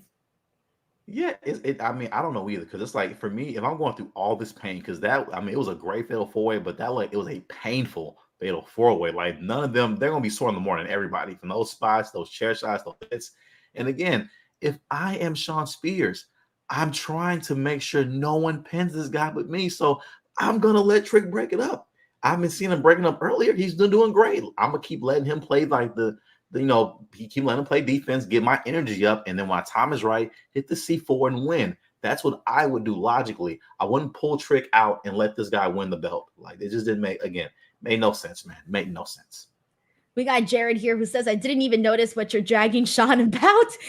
Okay, so for those of you guys who did not catch it, when Ethan Page got hit by Trick Williams and he lands on top of freaking Javon, Trick Williams is pulled out of the ring, and so therefore he's not able to break up the count from Ethan Page. So he wasn't able to stop Ethan Page from getting the 3 count because he was pulled out by Shawn Spears. So Shawn Spears essentially screwed himself, because then Ethan Page won and not him. Yeah. So that's basically what it is. So just go back and watch it and just, think about it. But yeah. Casper215, thank you so much for the very generous super chat, man. Really appreciate that. Says, so happy for Ethan Page and anyone else.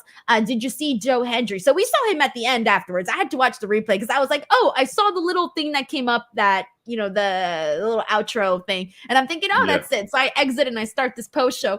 And all of a sudden I'm seeing everyone in the comments like, Joe Hendry. And I'm like, what is this? I already pressed exit on the Peacock. And so it was a very quick. Joe Hendry comes out. He turns around. He doesn't even come out. It's his little Tron video where he turns around like that. And so they're basically just teasing. He's coming. That's all you can take from that. He's coming, and expect him. I don't know if he's going to be there Tuesday. I would imagine so. If not, why do it here today? So I'm expecting to see Joe Hendry on Tuesday. That's what this felt like to me, based off of that. See, I told TNA. Y'all gonna mess around and NXT gonna sign all your top talent. Now Joe Hendry gonna mess around and be on NXT again. Now I know he's still on TNA though, but do you actually could you see him really winning the NXT championship, or do you see this being just a very good entertaining program for the fans? For who? Cross promotion program. Like for us, like could you really see Joe Hendry like challenging and Oh, winning Joe the belt? Hendry. Being Oh, yeah, being a yes, TNA guy because absolutely yes. you can see him winning it. I don't know what the deal is with him and TNA. I don't know how much longer he's there for. I don't know what the deal is on that type of stuff, on the contract stuff. I have no idea. But I feel like when you have something that generated as much buzz and interest as Joe Hendry did for NXT, and the fact that it was so quick, it was just a really quick promo, and then he's eliminated from the Battle Royal before you can count to 10. And just that little bit generated so much interest in Joe Hendry. So I do think that you gotta capitalize off of that. You've got something there. I agree. Honestly, I wholly agree. Like, first of all, I love Joe Hendry, by the way. He's a very he's a when I tell you, like, I can see like Ali and Luke blushing every time he's on the screen. He's amazing. He's lovely. And it's just like but like in my mind, like I was always like, but he's in TNA. There's no way. Like to me, like, I still have that old wrestling trope mind. They're not going to put the belt on an outside guy unless he's signed to this company. And again, we don't know what his contract status is like. He could it be expired? Who knows? And if it is, I can guarantee he's not going to resign with TNA now. Now that he's on this market, I can almost guarantee whenever that contract is up, whenever it's up, he's NXT bound. Sorry, TNA.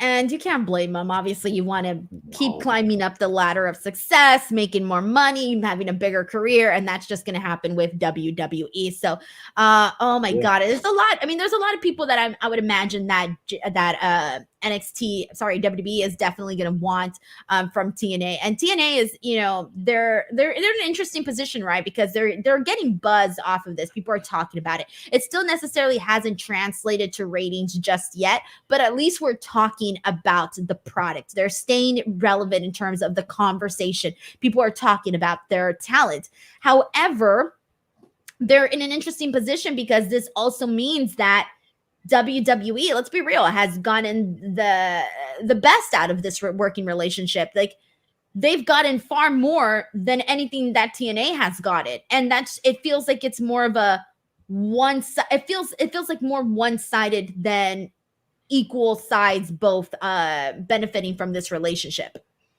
I agree because according to, I believe I'm not mistaken, like TNA hasn't seen any ratings boost from this at all, like on their end. And if I'm a company that at one point was bringing over 1 million views, I mean over 1 million viewers in ratings at one point, and now I apparently I can't even crack 50,000 a week, and then I do this and it's still in work. What is that? I mean, to me, what would that do to me personally in my mind? Like, how can I get people to watch it more? Because it's not that they don't have a lack of, they have great talent, great matches and everything, but it's just no one's watching anymore.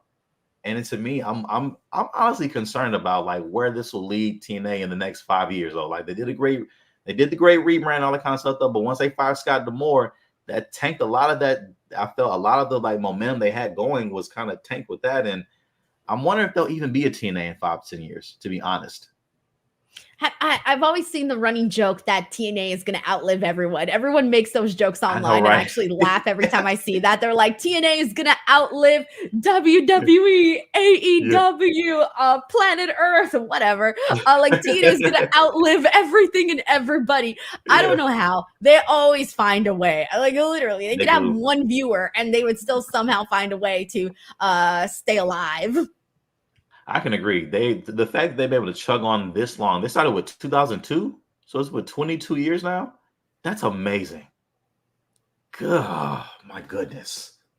Thank you so much to Casper215. So anyways, I am expecting Joe Hendry, and I think we're going to be seeing him a lot more often on NXT. That's just my guess based off of that tease. If not, why the hell do that tease? Why would you do that tease if we're not going to get him more often on the show? So we'll see. Marcus Craig says Trick will be a 2-time NXT champion very soon. Thanks, man. Who knows? Thanks, man. I mean, I'm sure he will be a 2-time champion. I just don't know when, though. The second time will come around. But like I said, we're going to get that chase. Marcus Craig, thank you so much for that super chat. We appreciate you, man. All right, so I do want to go ahead and get into one of the other matches. This was a very, very brief card, so there was only 5 matches on the main card. The only other match that we haven't talked about just yet is Roxanne Perez versus Lola Vice. And let me tell you, I don't even know where to begin. This was so much attitude, so much spice, so much aggression. Basically what we saw was at one point, Lola Vice hits her wrist on the on the post. She goes right smack in there. From that point of the match, Roxanne Perez continued the attack on her wrist. I mean, this girl was doing absolute anything to cause pain on Lola Vice's wrist. And of course, that was going to weaken her spinning back fist, right?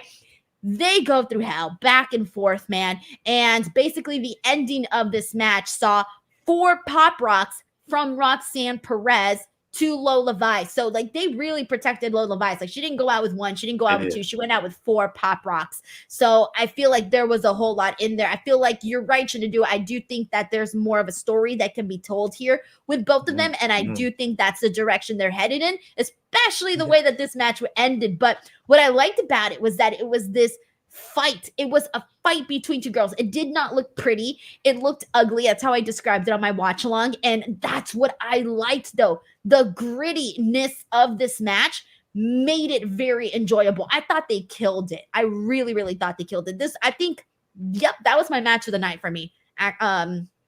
Lola and Roxanne. It was mine too. And I think everyone knows, man, Roxanne is the homie. Okay. That's my, for real, Road Nation. All right. Reality wrestling out here, Booker T, the whole Houston, Texas connection. It's a big deal out here. And I was happy Roxanne retained because, again, so I felt like it'll keep the storyline going better. I felt Lola Vice would be a great champion soon, just not now. And that match was amazing. I felt they did everything to protect Lola Vice. Now, I don't know if it meant to break when she did pop rocks on the announce table. I'm happy it didn't, though. Because if it was meant to break and it didn't, happy it didn't, because I felt it was more realistic for that table, because both of them, like, they both weigh about 120. So it's like, it's not like it's gonna break like that anyway, though. So realistically, that made sense. And if anything, it made it hurt more that it didn't break. It showed that it more impact. The way she fell off it, oh my God, the pain. I felt it was even better than it breaking. So I'm happy it didn't break. I do know that there was one pop rocks that didn't, quite connect, though. I'm happy the last one.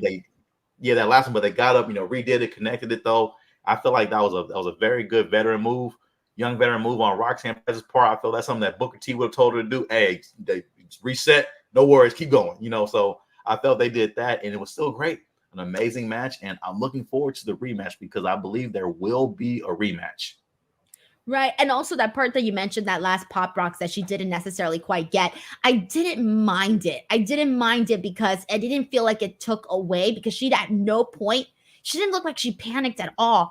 Instead, she looked angry, and it kind of sold her frustration a lot more. So when she grabbed Lola, I could feel her being pissed and being like, oh, hell no, I'm not about to mess this up. I'm going to grab your ass and freaking hit this pop rocks. And that's exactly what we got. And so in a weird way, it kind of worked. And like you said, the fact that they didn't break the table worked. And even though there was that slight, mishap in the 4th and final pop rocks, it also kind of worked. So it felt like just they got their ducks right here in this match, regardless of some of the things that may or may not have gone right. But also because the table did end up breaking with Javon Evans afterwards. So that was also another thing to keep in mind too. Oh yeah, that's right. That's right. Yeah. Yeah. So overall, I mean, to me, that was still my match of the night, though, man. I felt again, like, I know overall Ethan should have won, though, but in this match particular, I felt the right person definitely won. I see this being a good trilogy, to my opinion, though. So I don't know who will win it, who will come out of it, though, but I feel we have a really great program ahead between Roxanne and Lola, because I feel if they drop this now, it wouldn't make any sense to drop the program. Gotta keep it going because they built her up so much. It took a lot to put Lola down, and that can really be her defense going into NXT on Tuesday. Hey, it took all that. Let's run it back, and I would love to see them run it back. We got Casper here who brings up a good point, saying rematch. Roxanne has already beat Lola 3 times in 9 months. The one thing that has changed, though, is how much more personal this story has gotten. This story has gotten mean. Things have gotten very serious between Roxanne and Lola to a whole other level, and that's why I still want to see this extension continue. I agree, and to what you said earlier, Denise, that was a fight. Like, they were in there going at it. Like, that was like 2 people who genuinely do not like each other at all. Like, you're not, and it was just, I mean, just the best, man. Looking forward to seeing what happens after this post going forward with that feud. Amazing. Alrighty, and we got a super chat here from Broadway Joe who says that they can send AJ to a random Noah show. They can have him wrestle Bound for Glory and hell, get AEW in on it too, and do AJ Joe Daniels one more time. So I was with you on the first part, Broadway Joe, but I think the second part is just politics. I can't see the second part happening, but the first part, possibly yes. The second part, I don't know. Not the AEW part. Broadway Joe, thank you so much for sending that in. I appreciate your optimism in these wrestling companies eventually working with one another. All right. I think we kind of covered everything that happened on this card here for NXT Heatwave. I mean, this was a very freaking fast show. And also, I guess ended up being a fast review too. But overall, though, I really did like NXT Heatwave. I thought that they did a really good job with the show today. Again, every match was different. Every match gave me something to work with. That was just, it offered something different. Me too. My only suggestion is I would have loved to have seen a Jada Parker promo. Just because Jada Parker is Jada Parker, she belongs on the show all the time. And she's great talent, all that kind of stuff. Whatever. That's my only critique. But besides that, this was a phenomenal show, and I feel they're firing on all cylinders again, man. I cannot wait to see what happens next. This is a great show again. I cannot wait to see hopefully a pissed off Trick Williams. Like, I don't want to see, it's all good, I'm still Trick Willie. No, I want to see a pissed off Trick Williams going into Tuesday. So hopefully we see that. I feel you. Alrighty, guys. So there you go. That was the NXT review. And for those of you who are also here for the watch along, thank you guys so much. I hope you guys had a good time.